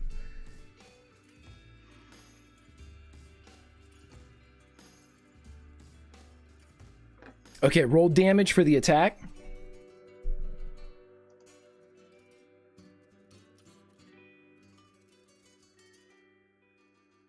Oh, what am I taking here? It should be, look for your unarmed roll right above like the grand and everything. I got it. Okay. Extreme. Well, now we'll just take the 6 damage. You already rolled the first part. So, yeah, you're able to crack Jack across the face, but He just shoves him away. Like, old man. Here we are again. I need you to make a power check now.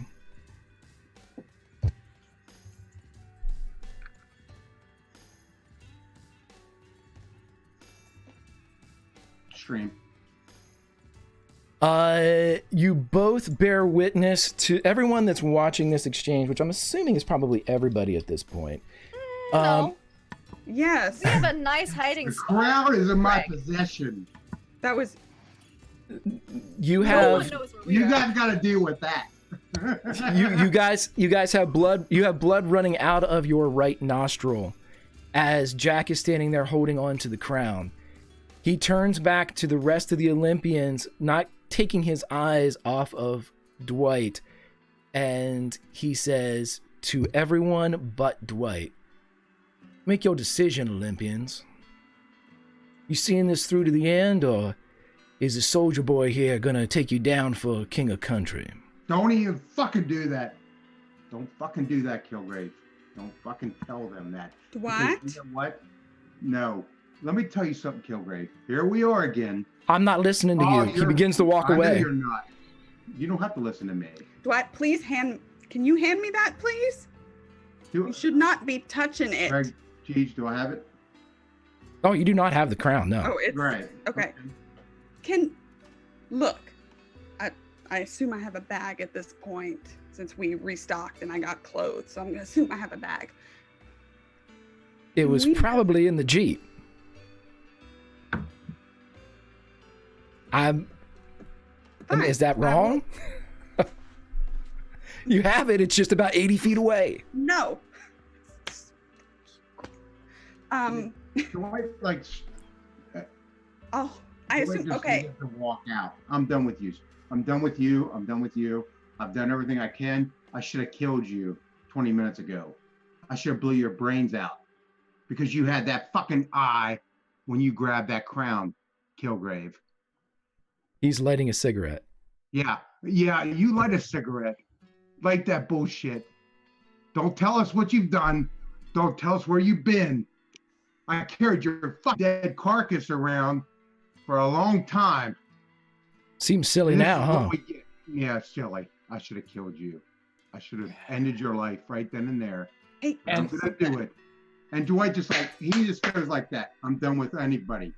And he starts to walk that way. Hey, Mr. Burke. He's not listening. look out for Mr. Rommel. You left that fancy rifle of yours laying on the sand over there. You want to take that with you, or are you good? I'm good. Have a good one, Kate. We all put us here, and I went to Jerusalem, Kate, and now here we are. Nice seeing you again too, Mr. Burke. And I'll pick up the Garand. Go ahead and shoot me in the back. Why would I need to do that? You're shooting yourself in the foot right now. Welcome. Jack. Hi, Jack. You're alive. Hi. That's wonderful. I'm very happy. Can you put that down, please? The crown of the cigarette. Oh, I don't particularly like smoking, but the crown, sir. Where would you like me to put it? Out of your hands on the ground. He sets it at his feet. I'm not under possession, if that is what you are implying. I was not, sir. I was not. Okay. Great. Good. Everyone is calm. Dwight's probably going to get shot, or we are. That's not new. Nobody touched that. Okay? Nobody touched that. Thank you. No, you shouldn't touch it. Yeah, that's what I just said. No, you said no one should touch it. I am narrowing that field to you. Well, I already knew that, but thank you so much for your patronization, Jack. I missed it. You're welcome. Sabella, where are we? We're in Jerusalem, Kate. You're alive. I am angry. Yeah, about that. I'm not sure, but I think I might have had to destroy a whole universe to get back here.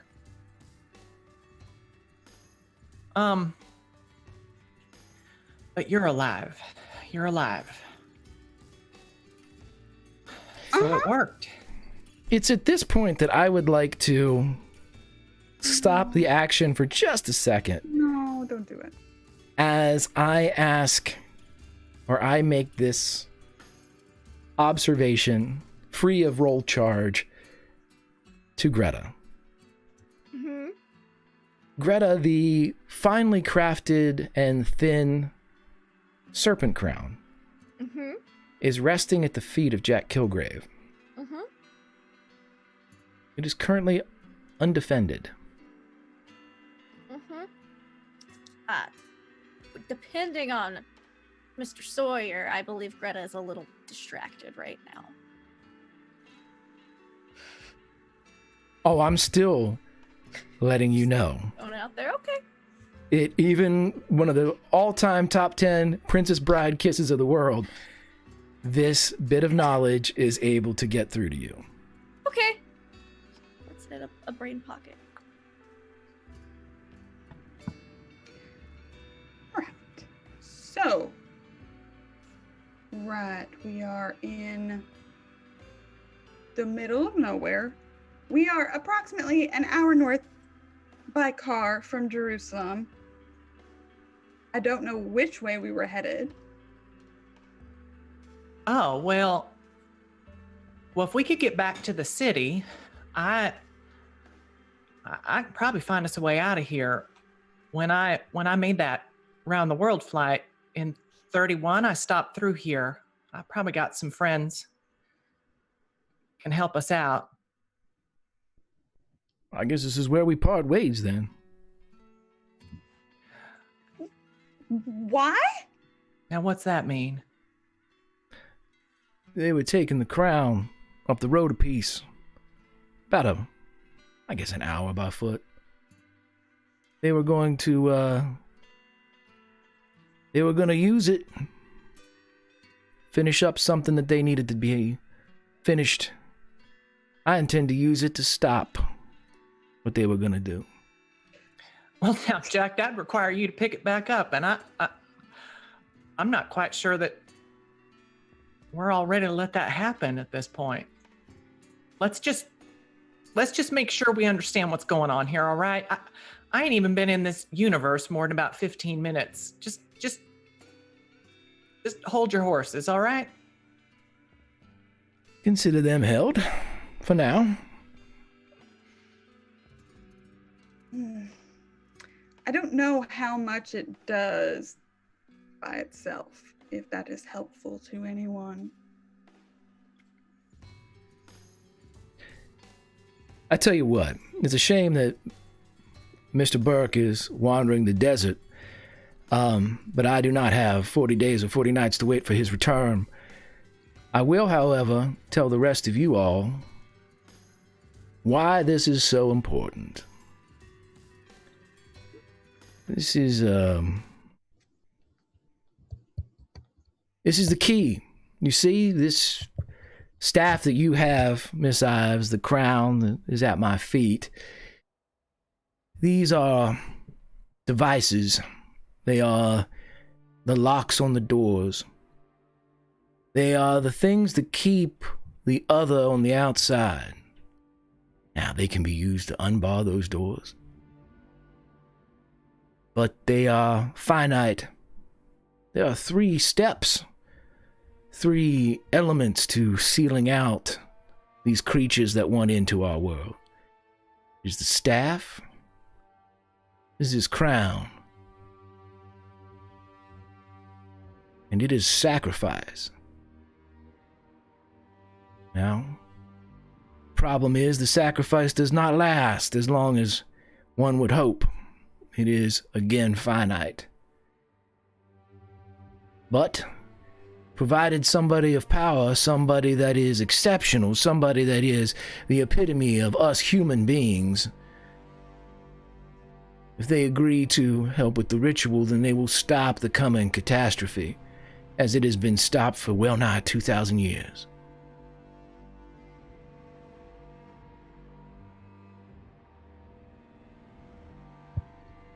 Why wouldn't you just throw away one of the keys? Oh, you see, because we need them. They're all that we have. They're all that we have been able to use or been able to find. The rest have been lost to time or madmen or simple greed. But we've got the staff, we've got the crown, and up until, well, just a few months ago, we had a dreamer.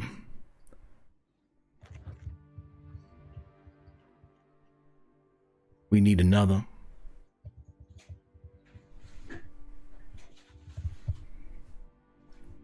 That's why the Olympians were formed. In part. Why? There must always be a guardian at the gate. Staff, crown, and an Olympian.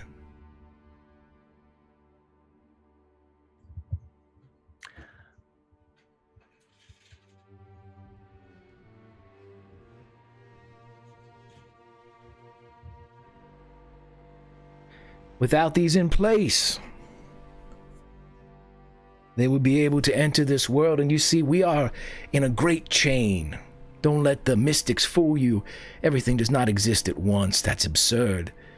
This is a link that cannot be circumnavigated. It cannot be jumped. It cannot be skipped over. Those entities that wish to control everything and devour all have been stopped by us. And all the juicier worlds, those with more hope and happiness and power, they lie beyond ours. But they can't get to them. Because of staff, because of crown, because of Olympians. Well, Jack, it looks like we got all three pieces. So what does that mean? Well, it means it's come time to end it then, if you are of agreement, Mr. Callahan. You see, this group was formed so I could find a guardian at the gate. He looks over at Sabella. She has been found.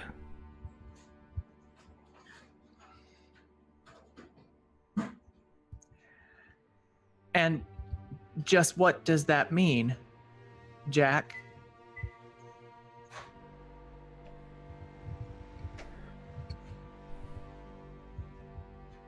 He looks at Sabella. Do you remember the Tyrannish? Uh-huh.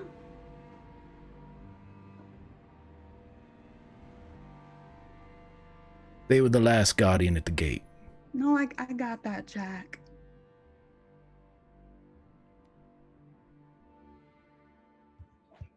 I was the one before her.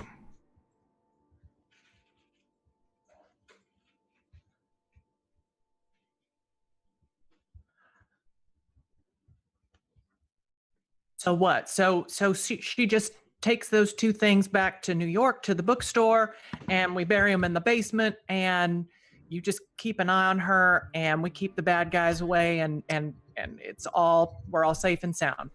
Is that how this goes? No, it does not go that way.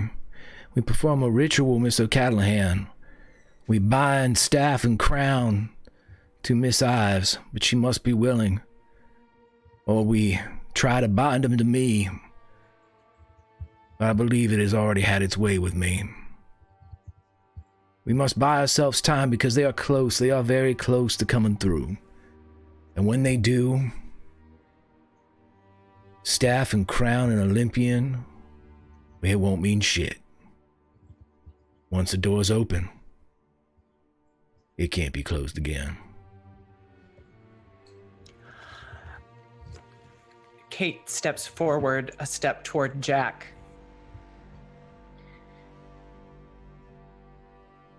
Ah, damn it, Jack. You put me in command of this group. You gave me responsibility for them.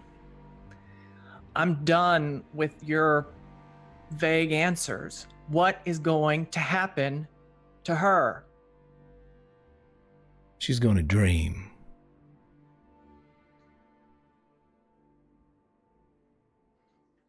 No, you missed the done with your vague answers part. We have dreams all the time. What the hell are you talking about? She's gonna dream without waking up, Kate. She's gonna dream for a very, very long time. I dreamed from 1866 to 1915. The one that came before, she dreamed from 18 to 33.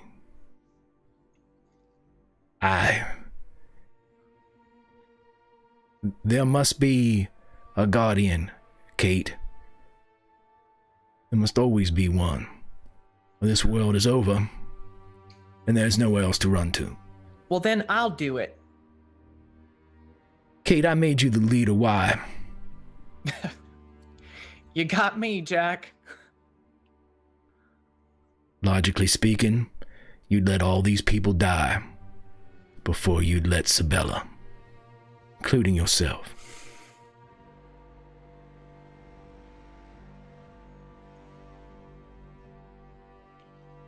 She must be the guardian. It will not be easy for the rest of us. You go straight to hell, Jack. Talk to me that easy. That's where I'm asking Sabella to go, because you see, I would not ask anything of you Olympians that I have not already done myself. Kate kind of kicks gravel and turns and starts walking away from him, just not to really walk away, but just pacing. She's so angry.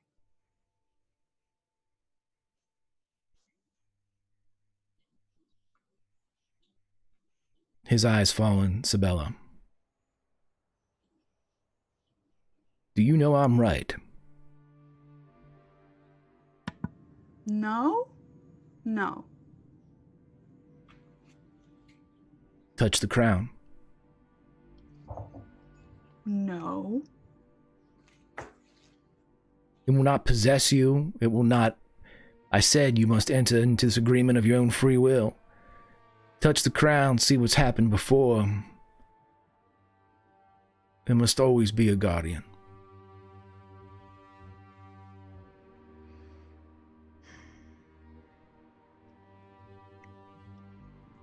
Kate is presumably not looking, so...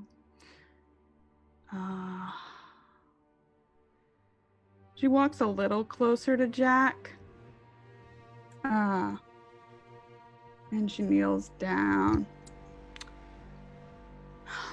And she says real quiet, I miss Phil. And she touches it.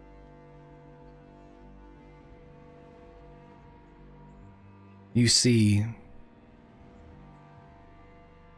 rivers of people that you identify as being similar to yourself, not with the same power, the same desires, the same passions or drives, but people that are exceptional, people that are fantastic scientists and mathematicians, parents and philosophers, singular beings of human existence.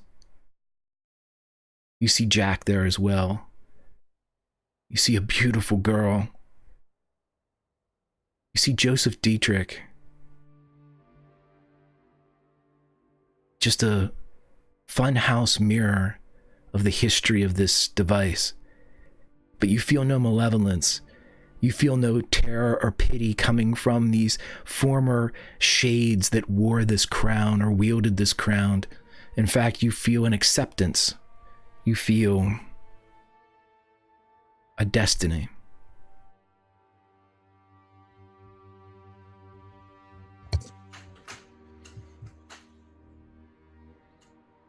I'm just stomping around angry at this point, so at some point I've turned around to see this.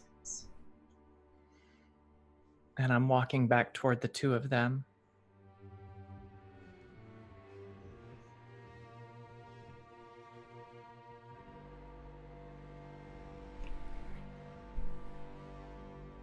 I'll stay with you as long as I'm alive, Sabella, while you dream. I should have done so with the Tyrannish, but we didn't know where she had gone. I'll make sure that does not happen with you. I shall sit until you awaken,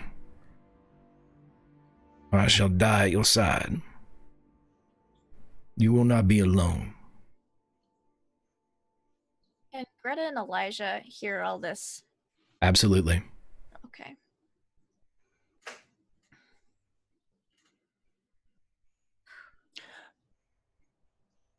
Jack, there's got to be some other way. There's got to be some other way. Kate, I'm not being flippant. I'm not being vague. 2,000 years of the greatest minds in human existence have thought of other ways. These ways have been lost. They have tried to been bastardized for a power they did not possess. This is the only way that we have found. 2,000 years of humanity. This is the only way we have found. I don't believe it. I don't believe it. Jack, if you've been around this long, then you know we've made more advances and in the sciences in the last decade than in centuries leading up to it. We're on the verge of splitting the atom, Jack. Kate. Science? This isn't science, Kate. This isn't the power of humanity to fly. This isn't their ability to split the atom. It goes deeper than that. This is mysticism. This is a convergence of evil It's base. It's above science.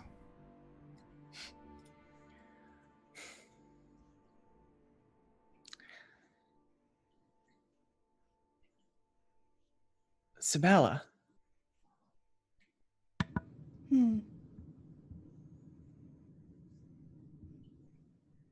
this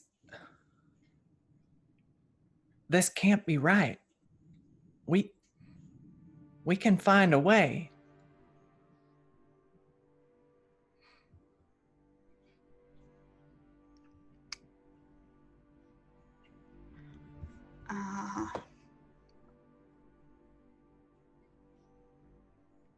Jack offers his hand to Sabella. I am not lying.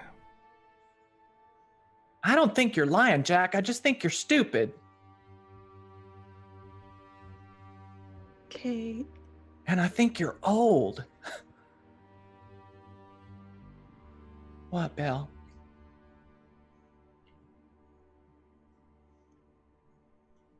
I was only sticking around to finish this.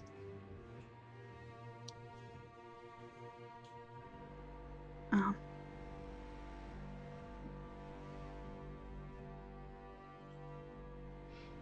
Because he's not here.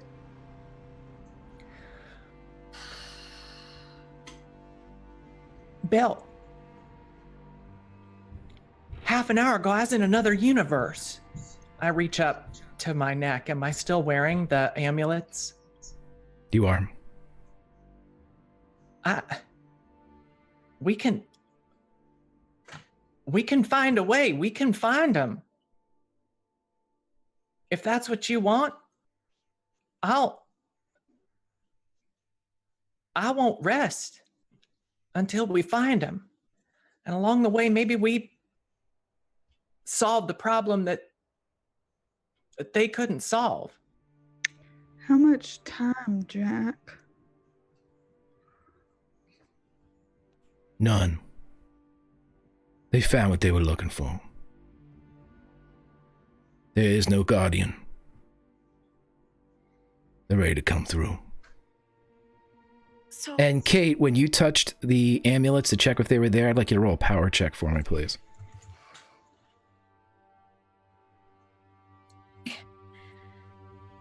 Greta's gonna be whispering on the other side of the motorcycle, listening to this.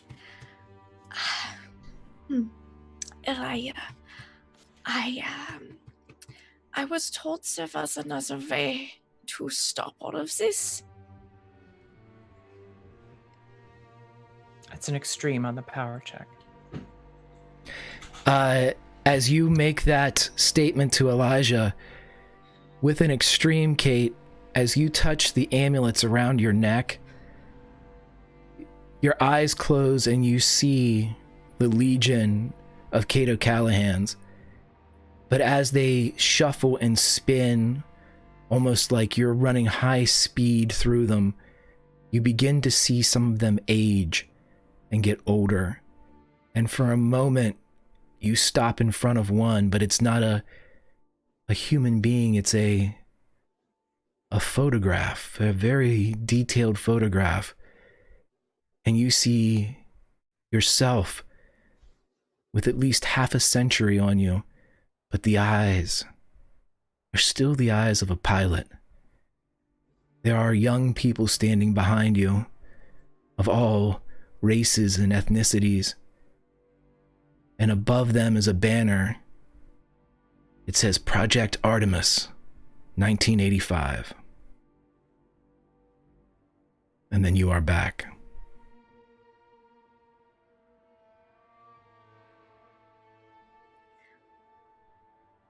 Where do we have? As I was saying, I was told there was another way. But I was on the motorcycle and you almost died, and I thought you were dead, and I looked in the mirror and you were fine. And I looked over and I saw Hans, from West Virginia. That is a terrible name, West Virginia. And he said if the crown is destroyed, then everyone that was still there could come here and close whatever science, a different way. That crown, Yeah. Jack, Sabella. I have your back, and you just need to tell me who my target is.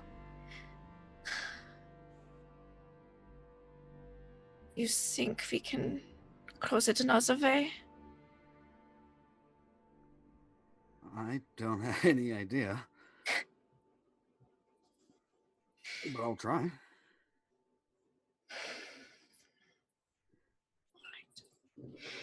Then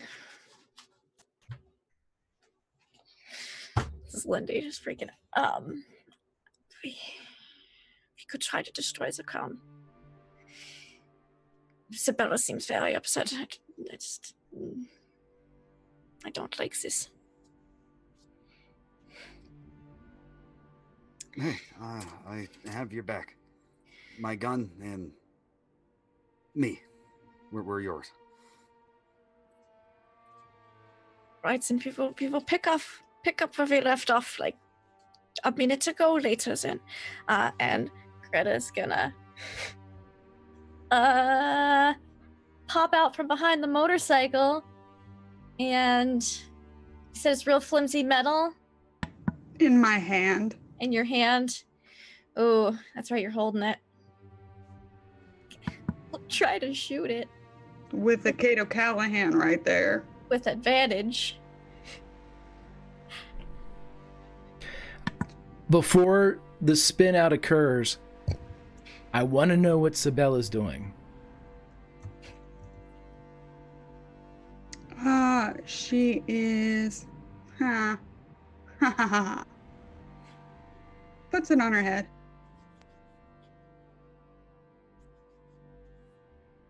Roll me a power check.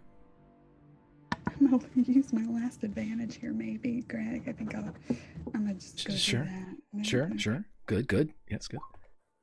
Regular success. With the regular success, when you put the crown on your head, you see a doorway, maybe a window, and you see a simple candle flame behind the glass of the window. And as you put the crown on your head, you see the curtains being drawn, and you see the candle being dimmed, and you don't know how, Sabella, but you know that that's Phil.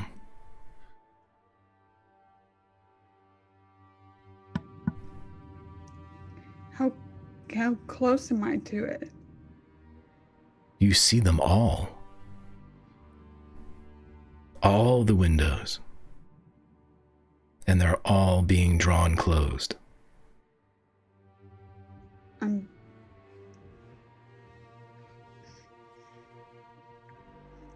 I just try to start running straight for that one. Roll me a power check.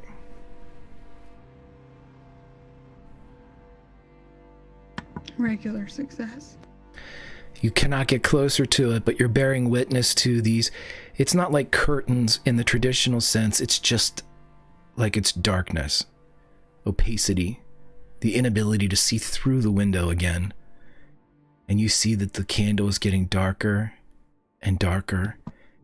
And you know that if you become the dreamer, Phil will be gone.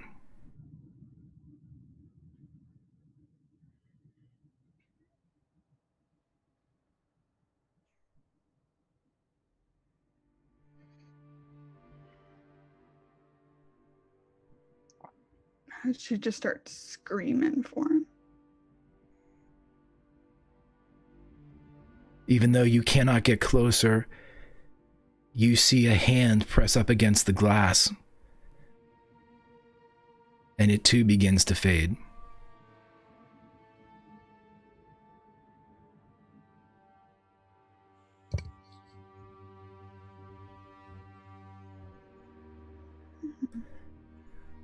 You all hear the scream in the real world as well. I'm gonna try to pull it off of her head. If I can, if she puts it on and I hear her screaming, I'm gonna try and pull it off.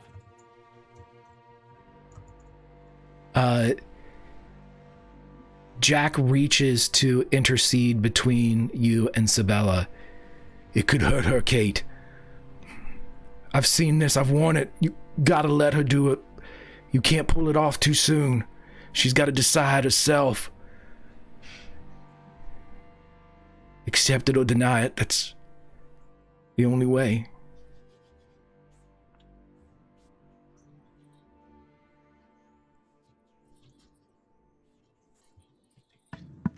Can I see in that window?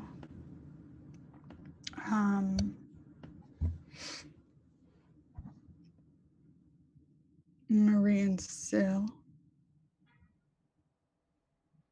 As you are able to draw forward, you see that the candle is flanked by two smaller flames.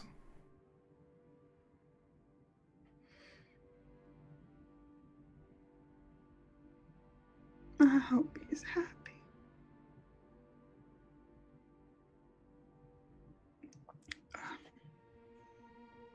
So yeah.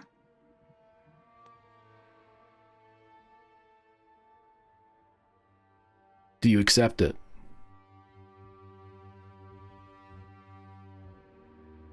As soon as you do, your eyes open back up. The ritual itself not completed. Your acceptance of the crown and it's of yours, now part of the ritual is done. Greta, take your shot. I'm gonna use my advantage.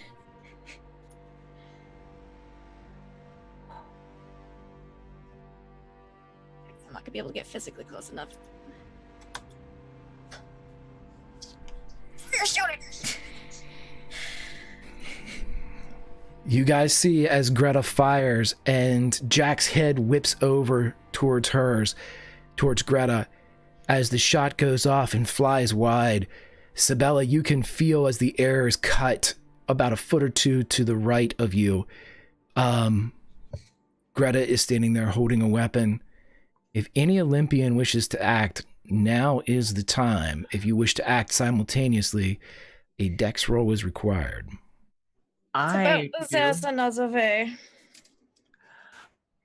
want to put myself in between Greta and Sabella and point my gun at Greta.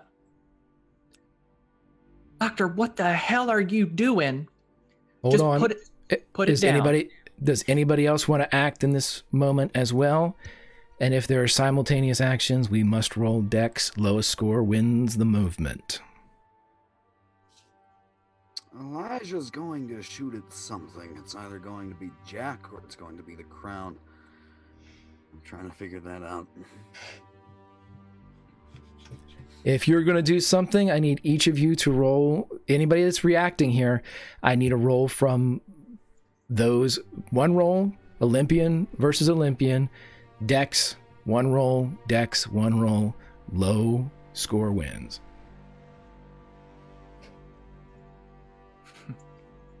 Elijah, the floor is yours. I know Sabella and Kate and Greta, and we can talk about this. Elijah's wanted to do this for a long time, so he's probably going to aim his shots at Jack. Okay.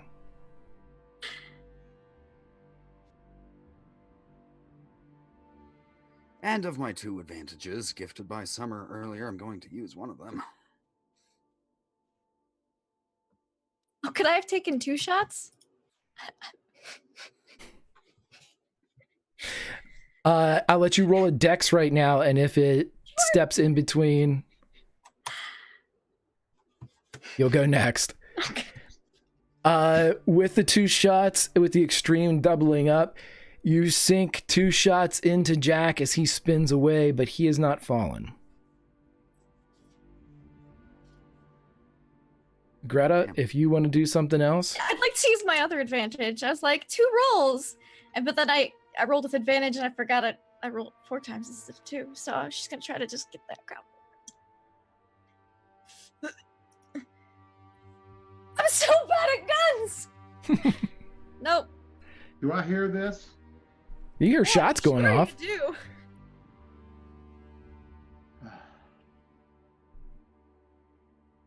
do. So he hears shots behind him. Kate, you are able to now step in between between Sabella and Elijah and Greta. You are able to see that both Greta and Elijah have guns drawn. You realize that Elijah has shot Jack. You realize that Greta is aiming for Sabella's head. You can only assume, hopefully, that it's to hit the crown. But Kate, the floor is now yours. You're muted.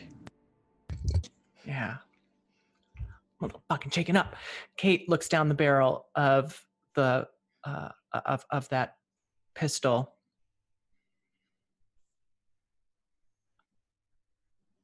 I will not hesitate to put bullets in both of your skulls if you do not lower your weapons right now. And I'll hold my action here.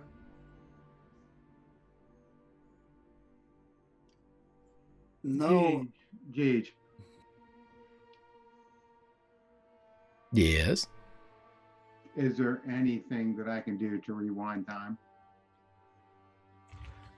You are not Ruby Foster, but you can bear witness from a distance as your friends seem ready to kill each other. Dwight will scream out, "No! Stop! Please! Stop!"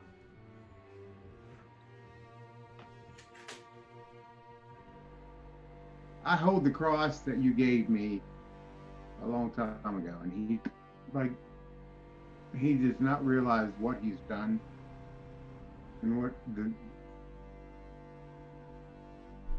stop. He just, I don't even know. He looks at the sand. He'll pray to any god he can pray to at this moment. What are you asking for? I'm asking, Dwight will give up whatever he needs to give up. For what outcome? For these 4 people and Jack Kilgrave to live. He will give up everything. He holds the cross. I will give up. He literally stops and gets on his knees. I will give up everything. Just, I did this. I did this. I will sacrifice everything right now for them. Anything I can do. Is there anything I can do? I'll give all my luck up. I will give up all my power. Whatever I need to do, I'll do it. You feel a hand on your shoulder, and a very small man with a beard kneels down beside you in the sand, and he looks up, and you love them. I can feel it. I love every one of them. All 5 of them. They want different things. I know. I do too. But they are all the same. We're all one. But we need driven that way. And I'm not that person to drive them. But they need driven that way. And please, God. Do you have faith? I have faith. I've never stopped believing. I have nothing left. Everything I've ever had is dead or gone. Jack Kilgrave is dead. You should. I should. But Jack Kilgrave, man of faith, I will ask you this question then. Jack Kilgrave is correct. If you do what he says, your world will be saved, but there's another way. He just doesn't know it.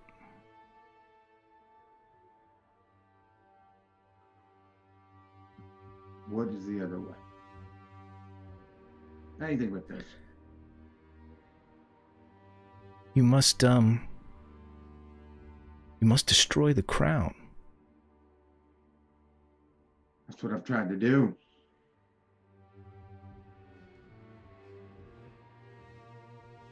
You said you would give up something. Are you willing to give up whatever it takes to... Yes, I'll give up. My life is of no importance. The time will go on, but I will make sure that these people go on, that the world goes on. He claps your forearm in a fatherly way. Well, you must guide them, shepherd. And if you will give up what needs to be sacrificed, then who am I to stand in the way? Here's your gun. And he hands you the Quran.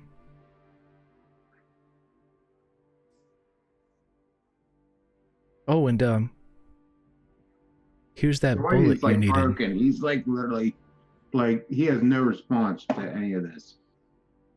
He also hands you the bullet with the cross that's inscribed in the side of the casing.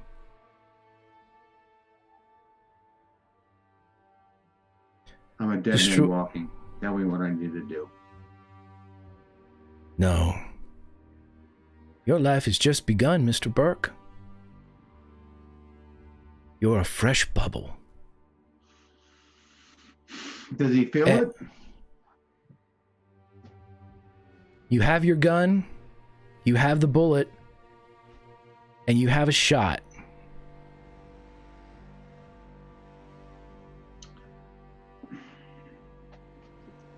Dwight will attempt to stop anybody shooting Jack Hillgrave right now. And I'll use an advantage, my last advantage. The man pulls close to you as you aim. No, son. You either destroy the crown or you don't. He does.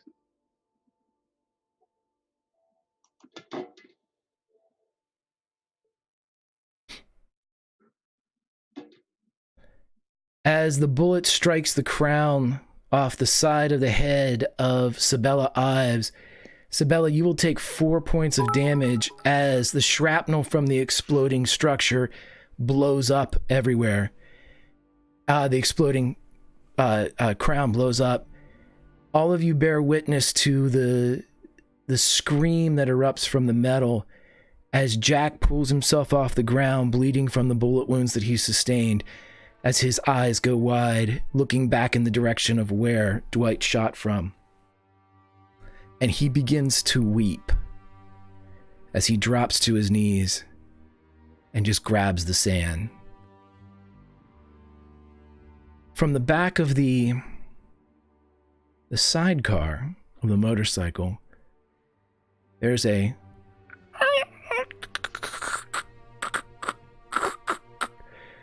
as a sound begins to erupt through the wireless that is inside. Kate! Kate, can you hear me? It's HG! Something's happened. They're open. The windows. All of them. And that, ladies and gentlemen, is where we will end this session of Project Athena.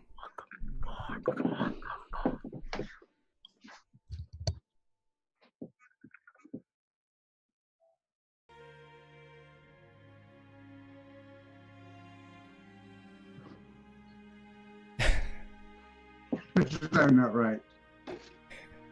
Literally, I'm crying. Do. Okie dokie.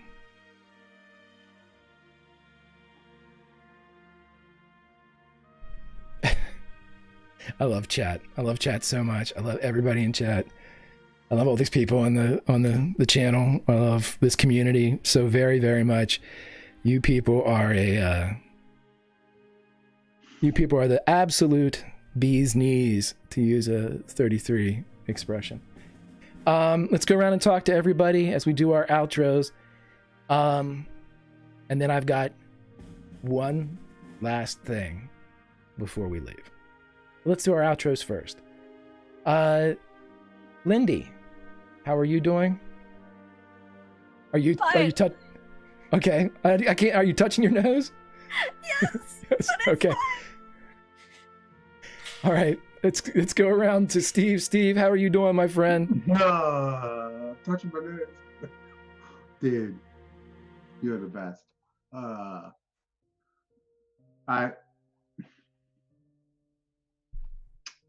Tonight was beautiful. It was amazing. I thought we were going to kill each other, buddy. I thought we were going to RP fight. That's my problem, because I love him so much. I love him. I want to hug him and like, but I got to go with what Dwight would do. I have to play that way. I have to go in that situation. I have to be him. I love him. I love Jack. I love them. And it's such fun. I mean, I don't even, yeah, I should be dead, really. I got hit for 31. I should have been eclipsed and done with that. We've got something else to do. Yeah, he's got to go. That motherfucker's got to go. I mean, now, like you say, everybody that like fucks with me, I'm ready to kill them, like Lancaster. He's on the list. Yeah. He's on the list. There's so many. There's so many I want to kill. He wasn't even near the top of the list before tonight. Fuck. I fucked up. But I did what I thought he would do, and I will stick by it. So I love everybody. I love all of you. Thank you in chat. Thank you. On to the next. That's all I can say.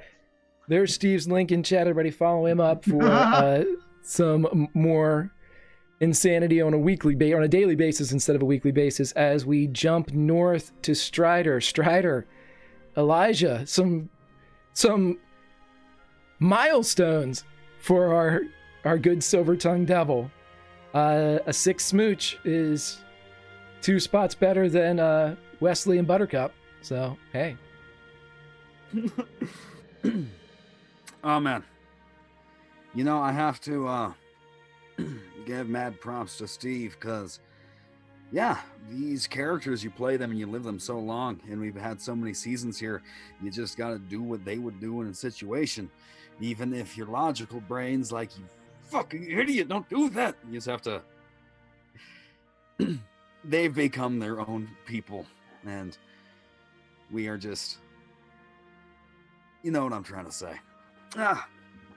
Greg, you've inspired me. I'm going to start a Beef Heart cover band. I'm still working on the name, maybe Beef Blanket or Flesh Flap. Working on that. I'll let you know how that goes. Beef Blanket. I believe Don said that one. You guys should take it on the road. I liked epidermal airbag. Yes, epidermal airbag was very good as well. I like the quasi-alliteration. Woof, what a mid-season finale. What a last mid-season finale at that. I have played D&D enough. I don't always care about winning. I just care about telling a good story. I like the failures as much as the successes. They are a gift. And tonight we told a good goddamn story.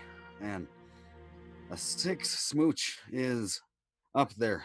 That's made my list of top 10 things as well as top 10 smooches.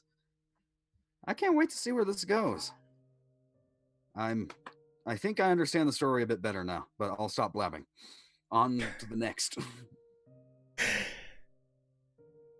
I'll go to Lauren. Lauren, my dear friend, What's who up, buddy? breaks me with just a simple word or sentence. Fantastic RP in the nowhere tonight. How are you doing, my friend? I'm great. I'm doing good. Thank you, my darling Steven. Thank you. I'm gonna get emotional. No, I'm not. I refuse. I'm a stone cold killer. Hi, I'm Lauren. I'm that salty ginger over on Twitter. I'm not gonna cry anymore. I'll see you soon. Yep, that's what I got. And also just because it's the mid-season finale of the last season. Fuck you, Greg. Thank you. You're welcome. Lindy, how are you doing? You got to shtick some people too. I was real good at shticking people today. Wow, there was a lot. I was super conflicted about this decision all week. I literally thought about it multiple times an hour, every hour from waking up to going to bed. Like, that's how much this whole thing has been on my mind. And I was like, I'm just gonna have to let Greta be in the moment and see what happens and let her decide. And she was conflicted. She wasn't gonna do it. She wasn't gonna do it at all. But then Sabella screamed, and she has made a couple of friendships. And she was like, shit. So, but I feel like even at the very end, she was still a little conflicted about it, and that's why she missed every time. I feel like the dice were totally about her. She never acts unless she's certain about her course of action. I think that really showed when she wasn't certain. She was totally gonna lower that gun when Kate was like, "I'll put a bullet in both your heads." She's like, "Yes, I know you will. Let's talk about this now." So, yeah, that was definitely a crazy mid-season finale. Yeah, I'm just I have to take some time to process that. Yeah, you can find me online at Laugh Love Lindy, everywhere doing D&D, Cthulhu, tabletop RPG stuff. Check out my channel Tuesday night for Mr. Ravenloft. And yell at me afterwards if you want to, because I'm going to be yelling at everyone, so. Very good, my friend. And my last friend, Allison. How are you? One of the things that I have in Kate's story that makes her unique is that she loves vertigo. It's like her favorite thing to feel in the world, because she can control it, right? That's what makes her such a great pilot and a great navigator.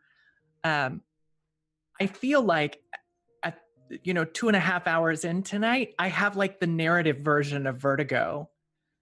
And I'm not sure how I feel about it. I feel a little bit like I want to go throw up, honestly. But God, what a story. What a story. And also, way to call back to like my episode 0, a piece of backstory that I wrote literally a year ago and that we haven't touched since then. Nicely done. You're the master of the delayed callback. That's interesting. That's what he does. I know.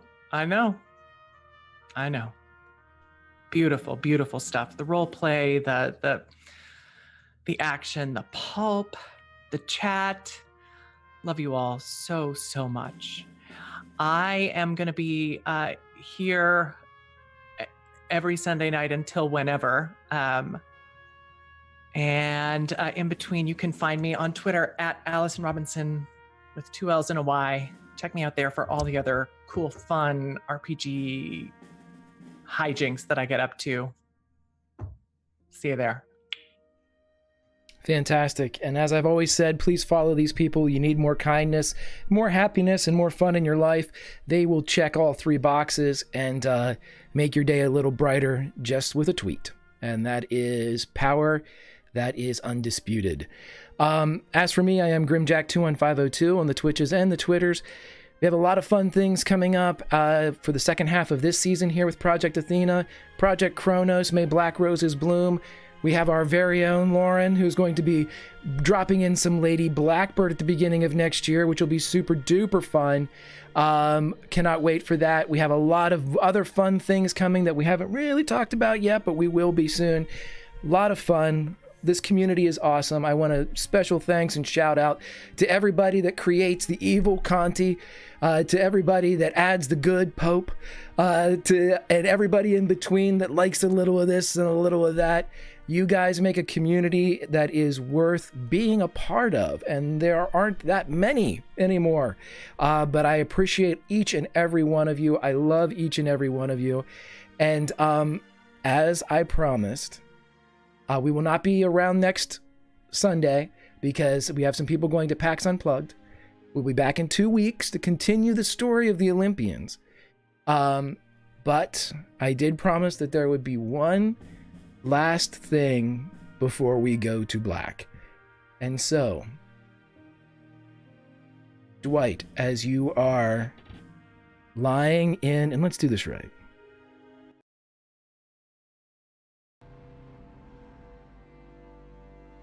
As you are lying in the sand, the shot having just taken the crown from the head of your friend, shattering it into its base element of gold, you do not hear the squawk of the wireless inside the sidecar of the motorcycle.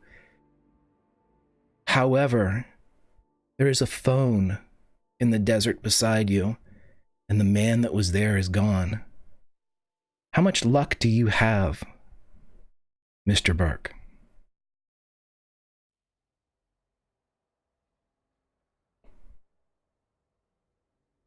Muted. Is that how much luck you have, Steven? You're muted, hon. I have 57 luck left. You have Does that 20. tell them? You have 27 luck left. Okay. Yep. That's deserving. But the phone, the large device with handheld cradle, begins to ring, and through the cone, somehow on its side, already both ringing and accepting the call, you hear a tinny voice as it says, "Hello? Hello? This is Radio Nowhere. Is there anyone alive out there? Say again, this is Radio Nowhere. This is Phobos. I'm trying to get a hold of Ares. Daddy, it's me. It's Abigail. We're coming. We're all coming."